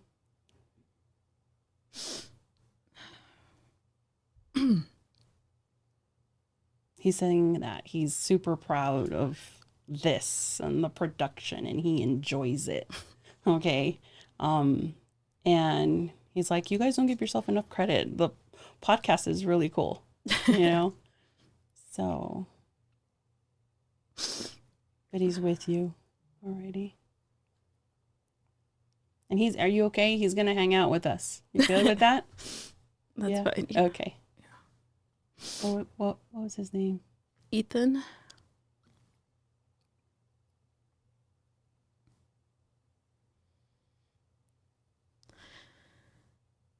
And you said it was the 27th of November? So let me explain what happened there, even though I didn't vocalize it. So as messages are coming through, I'm getting flashes of images, right? And my grandson is flashed in front of my eyes, right? So I asked him, oh, did you have a child? Did you leave a child that is still here? But I didn't get the definitive yes or no, so I continued on. Well, let me explain. My grandson's name is Ethan, and he was born on the 27th of September. So this is what spirit will use in order to get me to say certain things. Does that make sense? Okay, so Ethan's gonna hang out with us. So Jordan, that's how it happens. Hey, right on. We were having a conversation before we started recording, you know. Jordan loves talking. Yeah, he's a talking person of this pod, or I would say in the group. Yeah, yeah. I normally put a microphone and a camera facing him now, but the mixer only has 4 inputs, so we need to upgrade. Gotcha. We need that 5th microphone for sure. I'm pretty sure he's like, I want to say stuff. Come share with me. Yeah. Have you ever had any type of experiences like how she experienced? I guess On the receiving end? Yeah. Oh yeah. And do you see it, or do you visualize it the same way, or like is it a feeling for you, or is it visual as well? When I'm more like, I guess, what would you call it, channeling? I see flashes. I see, sometimes I actually just see words. So when you asked for the date, I actually saw November 28th. I don't know why. But it surprised me when you said the 27th, because sometimes it still surprises me that stuff even comes through. Well, I guess, I mean, maybe, I think it may have been the 28th, like early in the morning, or at least when we found out it was the 28th. Oh, okay. That gets me a lot because, say, with my dad, he actually passed on the 12th of a month, and I found out the next day, the 13th. But yeah, I strongly saw November 28th. I saw blue. I don't know if that has to do with anything or a vehicle or just something significant to him, but I see flashes of stuff more. Sometimes I feel things, but I think mostly I see things. Mm-hmm. Yeah. And I hear things very vaguely sometimes, but more of a vision thing for me. Mm-hmm. And is it draining? It can be. I try to really relax, but it can be. I feel like most of the time when I get stuff and it comes out that it's correct or that it helps Silvia or even my coworker that I told you about in the past, it uplifts me to know that I was able to give them some sort of comfort or you know how you got, what did you get? Did you get shaky or your heart was racing? Yeah, it just That started, will like, actually happen to me too, because I'm like, oh my God, like this, like it surprises me sometimes as much as it'll surprise you or you. Mm-hmm. And I still get surprised all Yeah. these years later, you know, and I'm like, wow, that was really amazing. And to me as a medium, I don't know your own personal experience. I don't know if you were, you know, wondering, is there more in the afterlife, or do we just cease to exist, or this and that. And to be able to bring that forth to you, for me, it's I'm honored, you know. I'm honored to be able to be that bridge that connects your brother to you. And then you also are going to have a task, because he gave you homework. When you go hug mom, hug her a little stronger and longer, because through your arms he's going to feel her embrace. Yeah. You know what I mean? And there he's bringing up also, you know, to the attention that mom is hurting, mom is suffering, right? And maybe, I don't know, when we're going through that type of a grief, we need to be more patient, you know, more understanding, more helpful, and whatever it may be. It may be a mundane thing, but at least we know that this is happening, and you are aware of that now, you know. He's sharing with me, maybe, just maybe, at some point, just not now because it's too soon, I'll be able to meet mom. But he's saying right now she wouldn't. She's so in grief that she wouldn't be open to that. Yeah. We were talking about earlier, Dia de los Muertos, that's coming up. So if you guys do decide to come to the event, I invite you to bring a picture of your brother so that you can put him up on our altar. It's really a very beautiful experience. Yeah, I have one at home that I have him up on. Nice. Him and my sister. You have an altar? Okay. Nice. Nice. Thank you. Yes. Yeah. Very interesting experiences happening today. So, well, like I said, I'm always fairly open to the concepts of the question. You know, like to know everything is to know nothing. So I literally don't know anything of as far as like what you guys go through. We all have our own personal experiences through life, and of course, yours is a fairly unique one as far as like amongst the people that don't have gifts, you know, like, or if we do have gifts, we just don't know how to use them, or we may feel something or like, oh, it's just the air conditioner, you know, that kind of thing. So, but overall, like, it's always a interesting experience to understand new concepts of life. You know, this is a new concept of reality that I will never experience. You know, the concept of feeling something in the room, or hearing or seeing images, that's completely different. Like I'll be in a room and I get depleted just because I'm an introvert. I'm like, there's too much energy in here. I need to go out. Like you're all too much. Yeah. So like, that's my experience. Like I want to stay in my room. I have a question. When you, I guess, hear these things or when they're talking to you, do you like, just because of the way you said certain things, is like, do you hear like their personality or like? I can hear and I can feel their personality. Mm-hmm. Yeah. And so what I'm doing is as the medium, I am elevating my frequency, my vibration. And then I'm asking him, because he's a spiritual being, to kind of slows his down a little bit so that we can meet halfway and that communication, can happen between us. So yeah, but tell me what, because you were saying. Yeah. It's just like this, the way you said certain things. It just share. It reminded me of him, just the way he spoke. Like, why am I crying so much? It's okay. Okay. No. This You're is your okay. brother. Yeah. Yeah. You're having a very organic experience that not a lot of people in our society are able to experience. Yeah. It's not a norm yet, I don't think. It's not, no. And you're really going through it every day, every minute. And it's so recent. It's not even a year in. Yeah. So you cry, cuss, throw something at Jordan. Yeah. Just kidding. It's like, why is he? Just kidding. Jordan, we've got a family member for you. Are you open? Yeah. Yeah. Okay. So I have an older male coming through. I do see him in a uniform. So I want you to think of like law enforcement and or military. This is he's above you. So I want you to think of like father, uncle, grandfather. Do you understand? Yes. Okay. And I feel this is on the paternal side. So on your father's side. Do you understand? Okay, because he's like, I'm on this side of the family. So is this grandfather, are you identifying grandfather on mom's side?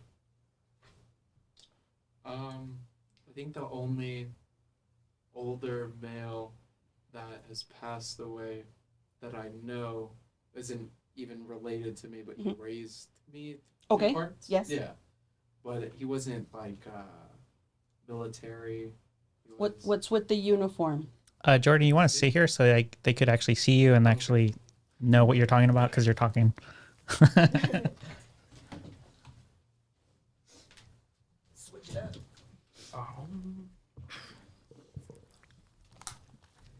Welcome, Jordan. Awesome. Uniform. A suit, maybe? Uniform, suit, but it feels military. Like, I'm proud of this uniform. I'm very proud of it. I don't know if he was in the military. He may have been. Okay. But I know he was, the only person that comes to mind is, it's okay if I say the name. And Yeah, stuff. that's fine. Yeah, That's Nelson. fine. Okay. But he worked at West Valley Occupational Center. It's a big school that's like in the valley that it's not there anymore. Okay. But he was high up there. So maybe, he took pride in that possibly. Okay. How long ago was he there? Oh, Lord. Years ago now. Like what? Try to think back. And there's a reason why I'm asking this. Maybe like 14 years ago. Okay. All right. And the reason I ask is because I'm a graduate of West Valley Occupational Center. It's right across from Pierce College in Woodland Hills. Yes, Okay. Woodland Hills, yes. All right. So this that's awesome. Yeah, so this is what spirit will do to connect us. Okay. So all right. So and this is why he's putting himself as like that father figure. So are you telling me you guys weren't biologically related? Got it. Okay, but he helped raise you. Yes. Okay. Yes. Alrighty. Yeah, Jordy. Love it. Jolly person. The wisdom, the knowledge, the intelligence on Nelson, wow. Really, really up there, okay? And he just his mission was to just ooze that and share that upon you, but he's also showing me 2 other younger people. So I don't know if you have 2 siblings or you're one of 3, but or unless he had 2 children, but he's showing me 3 in all, you're one of the 3, okay? Just keep that in mind. Let's see what else he'd like to share. Yeah, he's going back to that uniform. Like, I'm proud of that uniform. So I wouldn't be surprised if you find out that he's a veteran, that he was a veteran. Okay. But that is coming in crystal clear. Is there anything you'd like to ask him? He's like, I'm up for it. Let's do it. Ask him? Yes. Is there anything? Oh, man. I don't know about asking. Okay. More or less, I would want to, like, I think the only regret that I have was that I wasn't old enough to actually have a conversation with him as in my thinking mind, as opposed to just being little and seeing him, you know? Okay. And he wants you to know that you can have that conversation. You can have those conversations with him now. Yeah. Like, with me not even being in the room, just like sit down in a quiet place, have the conversation, and whatever images you get coming into you, that's him responding back. Okay, he's gonna work with you on that. Something about a business. So are you talking or discussing about starting a business, a new venture? A new business at the moment? No. Okay. No, I don't think so. Okay, just know that Venture. that's somewhere along in the near future for you. Okay. Okay. So So there's a venture, I guess, coming up that could be fun, but okay. yeah, you know. Alrighty. All right. So Nelson, you said, right? Nelson, yeah. Yeah, such a sweet, sweet soul, very gentle, but so very much full of wisdom. So thank you, Nelson, for joining us. And so he's going to be hanging out too. Let's see. We do have a younger child coming through. I feel still connected with you.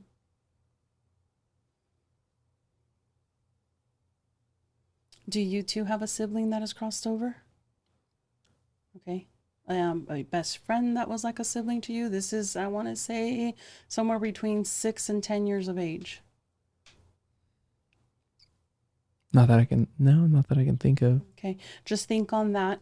A lot of the times, we call you guys sitters.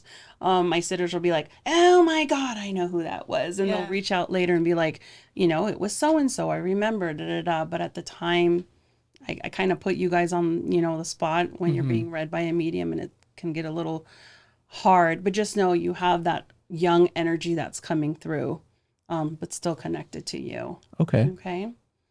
And who's the female? Who's the female that you have that has the issues in this part of the body? So I want you to think of like the breast area or the respiratory area. And there has been illnesses connected to this. That's passed away? No. That's just here right now? Still here, yeah. So mom is still here, yes? Mom is still here, okay. yeah. And has mom been dealing with issues in regards to this part of her body? Okay. No. Also keep an eye out for that.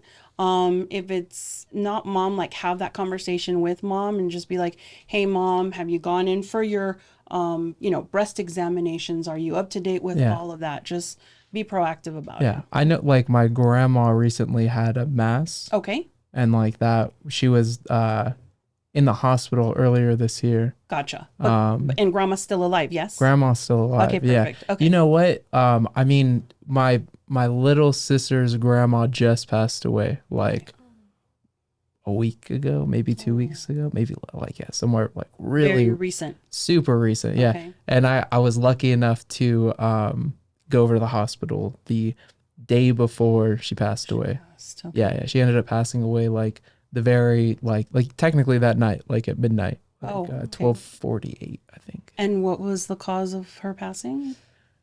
I don't remember. It was an illness. She when seeing her, she was older too, so like she got to live a nice full life. Okay.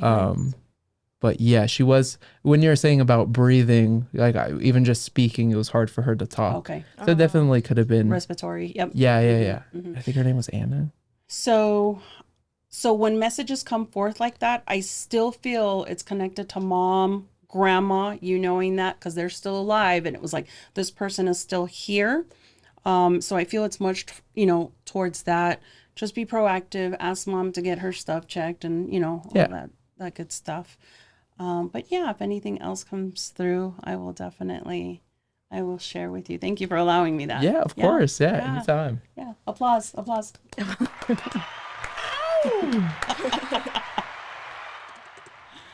What else are we talking about? So can spirits, like you were saying right now, like there's something going on with someone who's still living, like they're able to like see those things, or they like how does that work out? Yes, spirits are able to tap in, and they have a foresight, a future sight on things that happen. I've had many times where spirits have like called out someone and has said, hey, you've got homework, go get this done, and then they get done and it's like, oh, it's something like a tumor was just starting and they were able to catch it on time and get rid of it. Yeah. Or I'm going to use your brother as an example. We were on the whole relationship of marriage and engagement and all of that. There is a reason why he decided to come in at that particular point in the conversation, and why I started by asking you, are you engaged right now? You see what I'm saying? Dun, dun, dun. Yeah.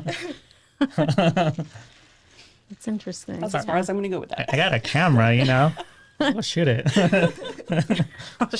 I know, photographer. Yeah. I'm a minister. I can marry people. Oh, there you go. We got the team in here. You want to be the flower girl? Right? Oh, my goodness. I'll get my dress. We got the whole wedding party here. Yeah. We got the witness in the back. There you go. There we go. That's really funny. Yeah, I feel like the spirit has a very wide and broad understanding and I guess vision of what we can't what we see can't. or like comprehend. Yes. Yeah, Yes. like I've had spirit come through during a reading and just say, congratulate her on the new baby. Oh. And I'll congratulate, and they're looking at me like, what are you talking about? What baby? yeah. Oh man, yeah. And then like a week or two later, they're like, Sylvia, I'm pregnant. Oh, wow. Yeah. That's Spirit crazy. will call you out. They will. Yes. And it's not necessarily that they're there to like tell on you or anything, but it's just they see it, Yeah. even though we can't. Like Yeah. my partner now, for example, we know that her family member and my family member, who are both crossed, and they have a parallel in their crossing as well. We laugh because we know that they had something to do with like our meeting, friendship or- at the time, and then now have become partners. But we laugh because we're like, we know that they know we like each other, but we weren't saying it. Like they must have been Orchestrated in the background, like, Orchestrated it. They the Yeah. whole, choreography of it. They put it together and they make it happen. And I love you those know that songs. because you saw us while we were friends, and Yep. yeah, Yep. it's very, and like spirit is just amazing. Well, that's interesting. It's like producers, and you're in film. Uh-huh. Just the background, they can see everything, and we kind of only see the big picture. Yeah. Yeah. Yeah. That's interesting. And as far as going off of that, do they ever guide you away from people? Maybe, I don't know. Yes. I have had spirits that have come forth and say, this is not the person. Notice what did he say about your new relationship? What did your brother say? He's a good one. Yeah. And they have no problem saying, run the other way, run as fast as you can. No problem at all. Yeah. Okay. I feel like Or- they'll help you get the feeling as well. Like, Yes. Even if we don't want to, if it's not a nagging or anxiety, you'll just feel like a total turn off, even from like something small. But you're like, but damn, I can't deny it. Like I felt that. They can help you realize that. And as a medium, there's a big responsibility to that, because I do not want to accumulate karmic debt.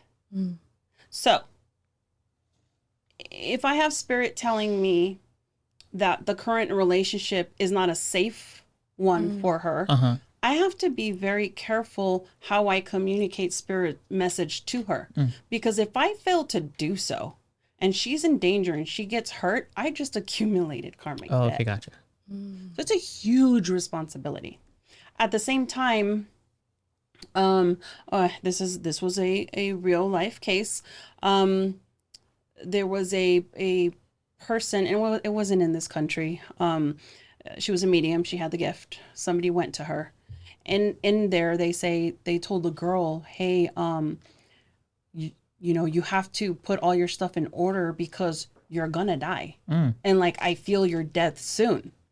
And I was like, yeah, I'm thinking to myself, you can't do that. Like, that's between that person's soul and their higher power. Okay. Yeah. Like, never tell a person when they're going to die. Like, and I've asked my guides, don't tell me. I don't want to know. None of my business, you know? Yeah. And sure enough, what happens to this girl that went to this person? She dies. Like, not even, I think it was like a day later because she's behind the wheel driving and all that she can think about is, I'm going to die. Yeah. So this medium accumulated this huge karmic debt. So we have to be so delicate. It's a huge responsibility that is laid upon our shoulders. And we have to use our gifts always in the best possible way, but be also intelligent about it. You know what I mean? Very respectful. Yeah. Interesting. What about angels as far as like that guide us, like our own personal angel? Which I guess in religions they would say it's your guardian angel. Guardian angel. Do we have that? Okay. Yes, we do. Right. But there is a big misconception of our family members and or friends being our angels. No. Okay. Angels are celestial beings. They've never been in the human form. Okay. Now, as your brother vocalized, he's gonna be with you and he watches over you. Okay. Is he a guardian angel? No. But is he a guardian? Yes. Right. So yes, we do have that. Okay. And then we have our guides as well. Okay. And I don't know if I touched, did we talk about master guides on the last? I don't believe so. Ooh, okay. Do we have time? Guides. Yeah, of course. Okay. Yeah. Master guides. Big. So these are different than angels? These are different than Okay. angels. Yeah. Interesting. So master guides, we all, Jordan, you, Ariana, Kari, myself, we all have a master guide that was assigned to us at birth. Okay. When we came into the physical world, they were there. Throughout all of our life, our master guide is there. Is that could also be interpreted as our consciousness? Some people do, but I say no. Yeah. But some people do. Okay. Yeah. When you pass, when it's your time to cross over, your master guide will be there if you didn't meet him or her while you were living and say, hey, welcome, Irving. I'm so-and-so. I was your master guide. Okay. Okay. You will hear your master guide speak to you, but a lot of people get confused because you're hearing your own voice and you're like, oh, that's just me. Yeah. It's like, no, that was your master guide. Okay. Okay. We have transitional guides too. So the transitional guides that I had last year when we did our podcast were different from the transitional guides that I have right now, because those guys come and go depending on what's happening in your personal life. Okay. So right now that I'm in this, this heavy divorce thing, I've had another team come in to help guide me through this. Okay. Once it's said and done, they will be moving on and I'll get new transitional guides. Right. And what it is, it's people that perhaps accumulated karmic debt while they were living and their lessons that need to be completed that weren't completed when they were alive. So now they've been assigned the lesson to help Ariana. And until Ariana gets that lesson here in the living, well, then that transitional guide say, yes, my assignment is done here. They go back to whoever assigns these assignments and they continue on their journey. Does that make sense? Yeah. Okay. Yeah. Like I said, everything's new, so I would have to like digest everything. Yeah. I'm pretty sure throughout the day I'm gonna be like, oh yes, now I understand. So a master guide is with you your whole life. Yes. And are they with you even into like when you cross over? Like They're there. are there? They're there to welcome you with open arms with your family, if they've crossed before you. You know what that reminds me of? Have you ever read the Inferno? Dante's Inferno? No, I feel like I've heard of it. When he because he goes down and he like goes through hell and he has how am I forgetting who guides him through hell? can't remember the name. I'm forgetting his name, too. I watched like last year. I watched this whole thing on Dante's Inferno, but he goes through the different levels of hell, and he's like learning experiences and their own trials and everything. But Dante's Inferno, it's awesome. See, Yeah. that's another one I gotta go watch. Cool. Is it a book or It's a book. movie? I think it's a book from like I don't know, the 15th century or something. Okay. But yeah, he basically takes a journey through hell, and it's like rings of hell. So it, Okay. Based off of like whatever you did in your life, you're put into a different ring, and you Yes. get certain types of punishment. And so one of I think the first ring, which is like, you don't really have any punishment. It's just the unbaptized. So if you weren't baptized, you're in that ring, and they're just Purification there ring. until I gotta read this. Yeah. until the second coming, basically, and then they'll be taken back up. But so his guide is a poet, and I'm forgetting his name right now. A well-known poet, but he guides him like through hell, and he basically is there and helps him throughout, and like explains what's going on in each ring and why these people are there, and shows him historical figures and like why they ended up in Fascinating. those rings. And then at the very bottom is Lucifer. Mm. And yeah, and it's just a very different representation of hell than Yeah, Then it's called what? The Divine Comedy. Sorry, Oh, I forgot. okay. the name Okay. of it. yeah, because there's 3 different like books, Mhm. and the first one is the Inferno, and then it's Purgatory, Mhm. and then Paradise. So he journeys through all those. So like hell is a cone facing downward, because Gotcha. as you get further down, like the worse your crime is or whatever it is that Uh-huh. you've done in life, there's less people. So it's like there's not as many people who have been like that horrible in life. So it gets smaller and smaller and smaller. Gotcha. And then Purgatory is a mountain that you're climbing up, and it's you have to complete these things in order to like move on to the next and move on and be able to, like, at the very top is Paradise, and that's where you reach. Fascinating. I'm interested. Yeah. Yeah. Yeah. And as far as like someone coming up with that, like, where does that come from?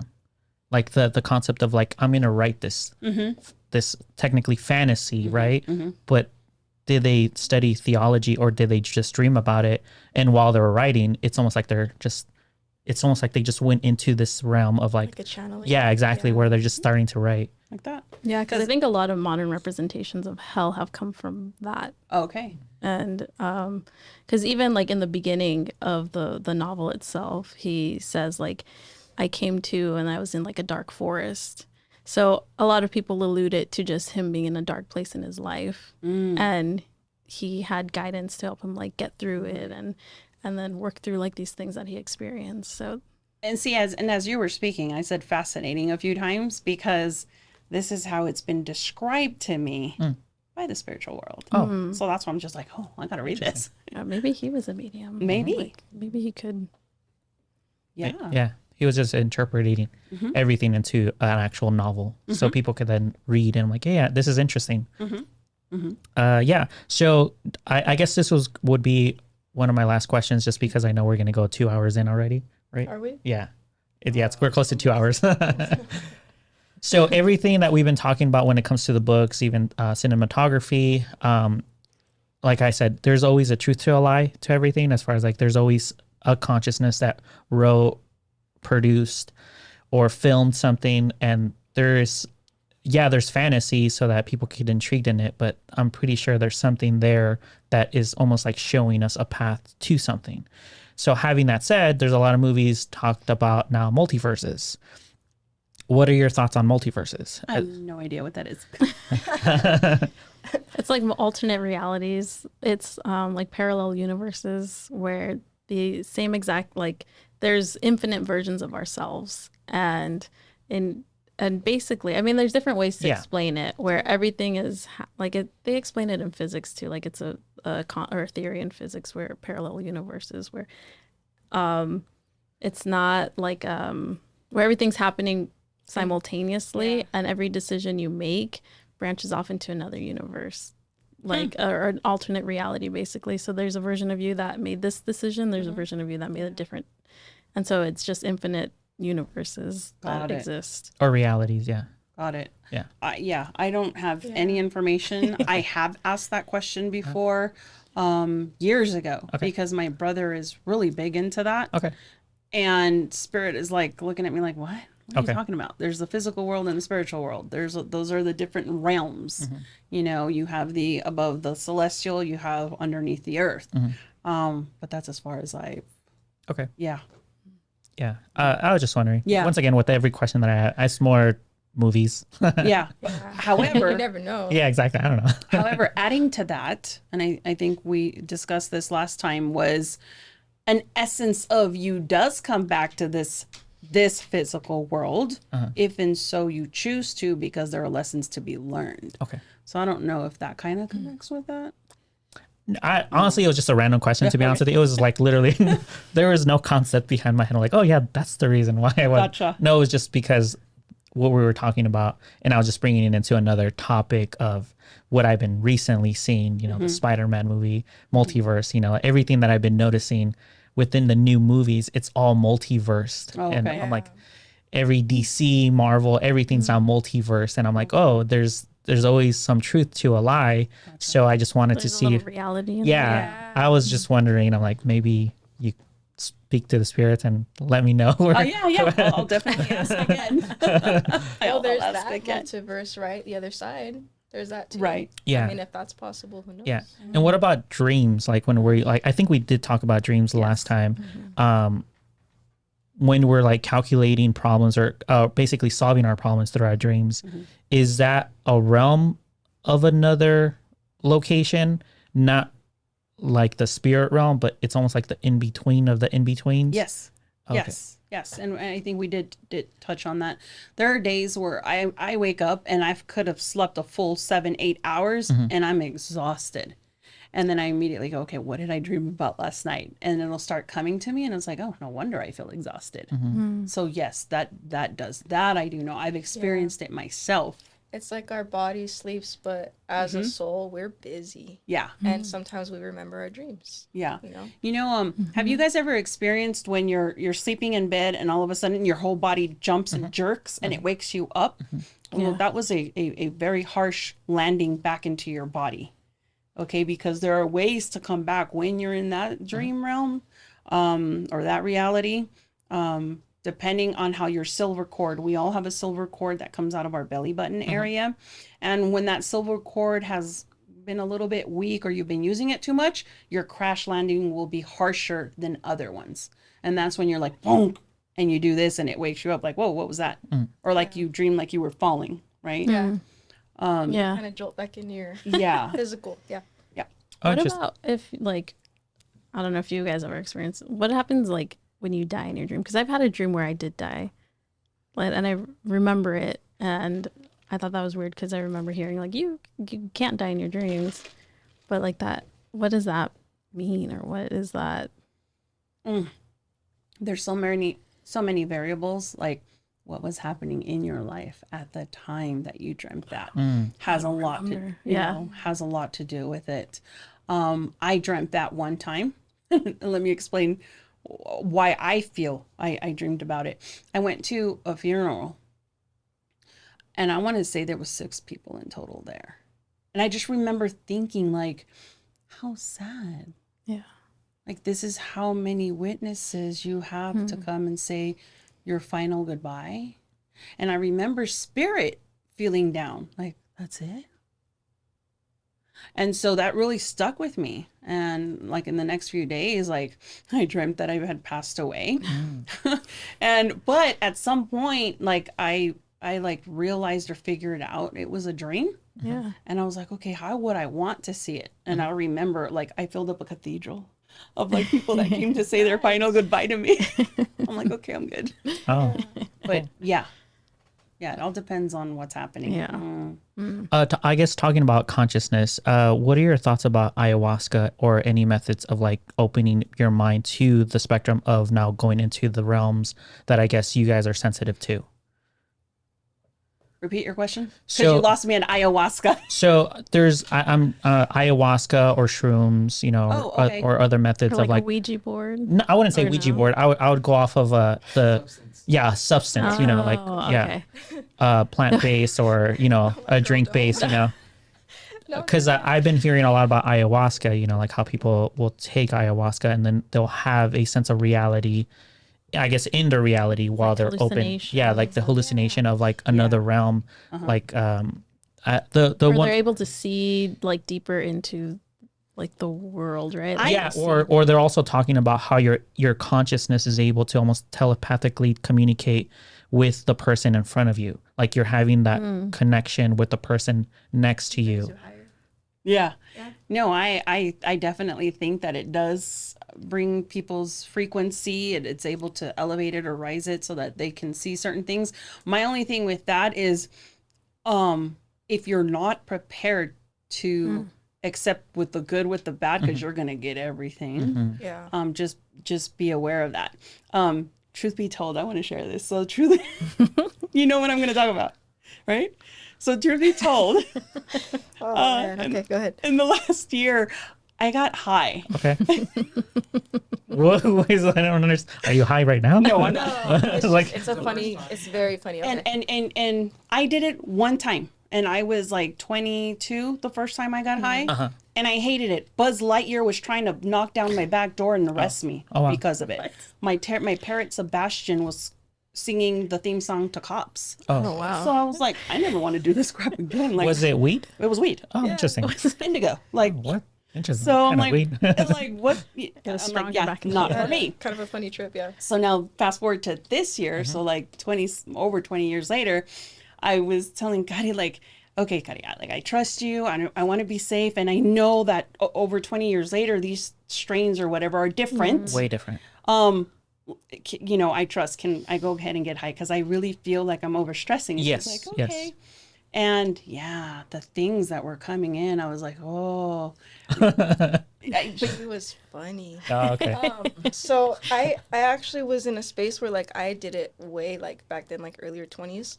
And so I had it for a while. I thought it was kind of funny that she texted me and was like, hey, I want to do this. Yeah. So I was like, okay, well, let me take care of both of us. I took her to the park, I'm very careful with her because she's so sensitive to both realms. And I wanted to take her where there was quiet, there was calm, there was nature, so that she could be grounded at the same time. But, she took a couple hits and she was so funny because sometimes she was like, hey, I'm so grounded. Like, she was literally like just laying on the grass. Yeah.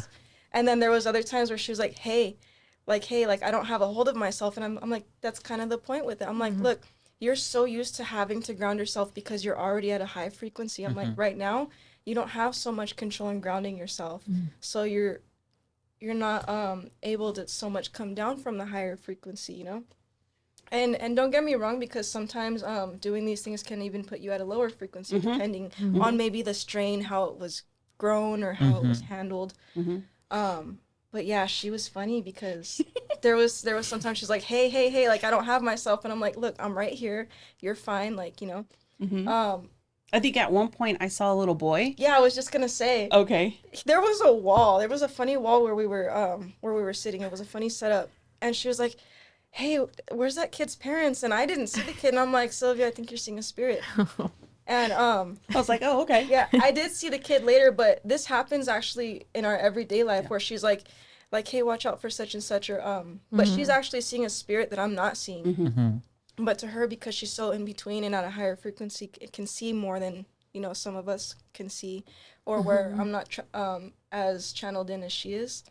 We'll see things that It turned out he was real. Yeah, that time he was real, but other times, yeah, she sees. She's like, no, it's a living kid. I was like, okay. Yeah, somebody walking through. Yeah, sometimes you ask, like, hey, like, do you see that person, or yeah. Oh wow. Yeah. So yes, I do think that it definitely Even is a animals. bridge to connect someone that does want to experience that. Okay. Yeah. I actually heard a very interesting, like, they took shrooms and they had, they tripped, like they explained what happened to them. And they said, like, they instantly just felt like so connected to everything. And like then like nature started talking to him, and they're like, I could hear the wind, like the wind has a voice, and like I could hear it, and everything was just like so happy, and they were just like, you can hear us, you can hear us. Yes. Finally, like our language has been lost to you guys over time. Like you guys used to be able to like understand us, but like you guys have become so disconnected to everything that you like we haven't been able to talk to you guys, and we're here and we're like we've been wanting to talk to you guys, and we can't, like nobody can hear us, and they were just so happy that someone could finally hear them. Yeah, And acknowledge them. Yeah. And I was just like, that's so crazy. That's amazing. Like that. I'm happy you brought that up, because that day at the park, I think it was a little. Choose a tree. It was and we were on a blanket, but at some point my hand went and was like, I want to say very lightly caressing the grass, like just feeling the grass right on my hand, and then I remember hearing the grass, and it was like, and I think at some point like I went down to put my ear next to it, but I remember the grass telling me that it tickled to keep playing with it, and so. I kept that one to myself because I didn't want you to get. Yeah, you were interesting that day.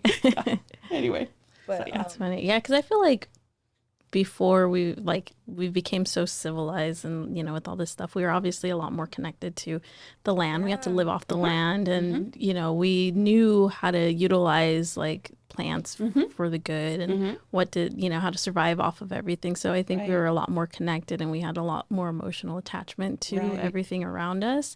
And so I feel like there's a lot of things in nature that you can take that will like make you hallucinate or whatever. And I think that was something that people were probably doing on a regular basis, because for like rituals and transitions to like certain things, like congratulations, you are now this, and take this, and so I feel like people had more of an understanding and respect for all that stuff that we've kind of lost a bit.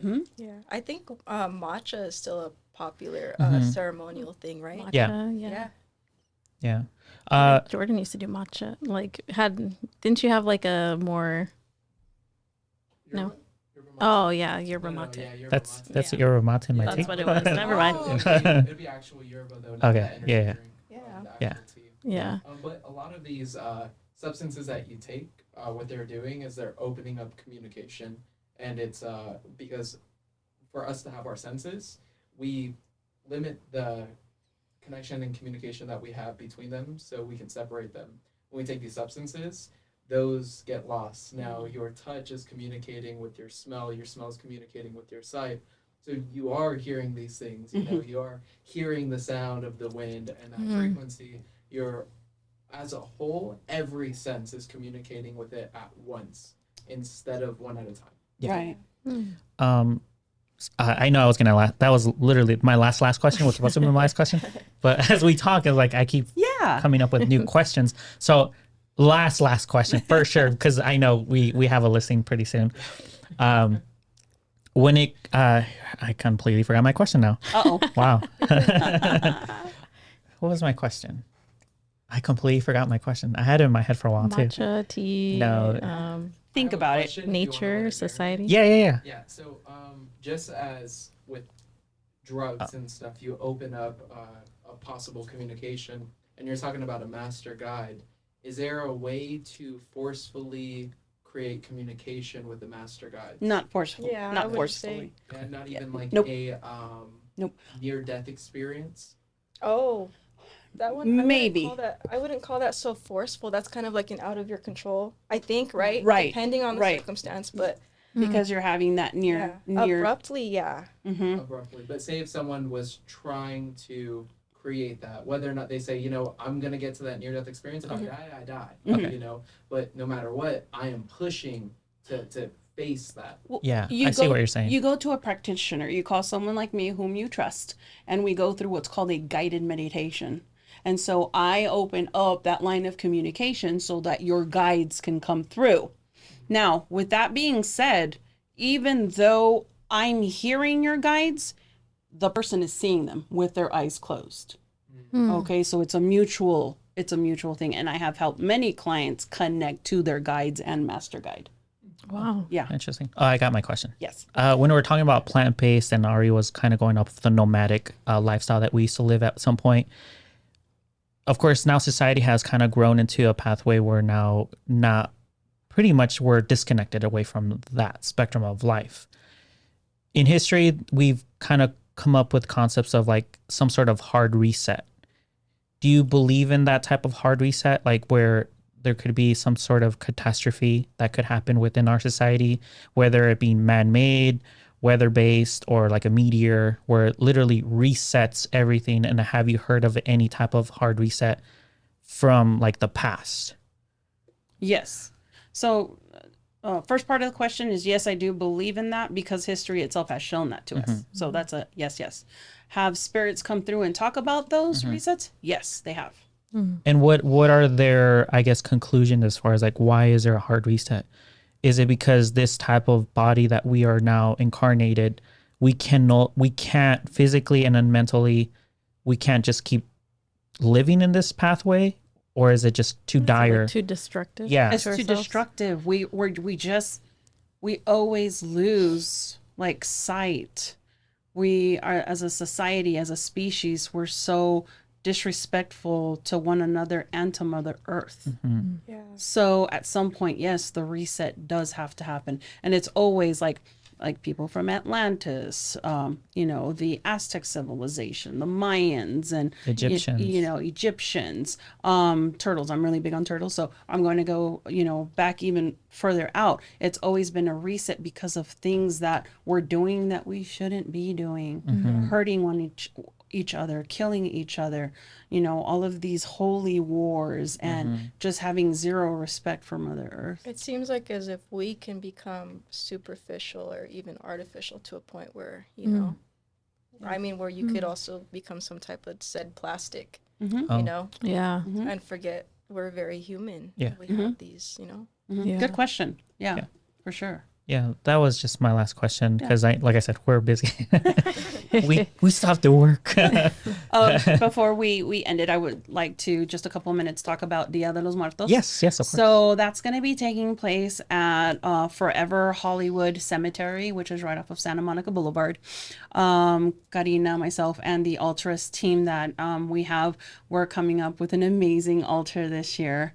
That just thinking about it, I get goosebumps. So excited. Yeah. So we arrive on Friday, and it's literally like almost a 24-hour setup for the altar. And then the event will be taking place on Saturday, October 28th. And again, I invite you guys to join us. And if you want to bring pictures of your loved ones so that you can place them on our community altar of our loved ones, family, and friends. That would be such a great honor. I hope to see you guys. Cool. Hope to see you guys Thank there. you for the invite. And of course, it was nice meeting you. It was very nice to meet you. Yeah. Nice meeting you. Yeah. Thank you for joining And us. Sylvia, it's always a pleasure to have you Thank you. in the podcast. We're definitely going to do the round 3 next year, hopefully. Yes, of course. I'm sure. It's always a fun one for sure. Yeah, Thank and you. I enjoy doing it, and I was so happy to see when you reached out and you called me, and so thank you. Yeah, I enjoy of it. course. Thank you for accepting. You guys are really awesome. Oh, thank you. Thank Thank you. you. Thank you, Yeah. Ariana, for allowing me to connect you to your brother. Thank you so much. No, I'm I honored. appreciate that. Yes, Thank you. and and my grandpa was in the army, so that could have been it. Grandpa? My mom, yeah, my grandpa. okay, there you go. Yeah. And then if it was like just per se, were you saying the woman was still alive? Yes. Okay, she was still alive. Okay, Mm-hmm. so I'm not too sure. I'm gonna dig into. Okay, that and see what it perfect. is.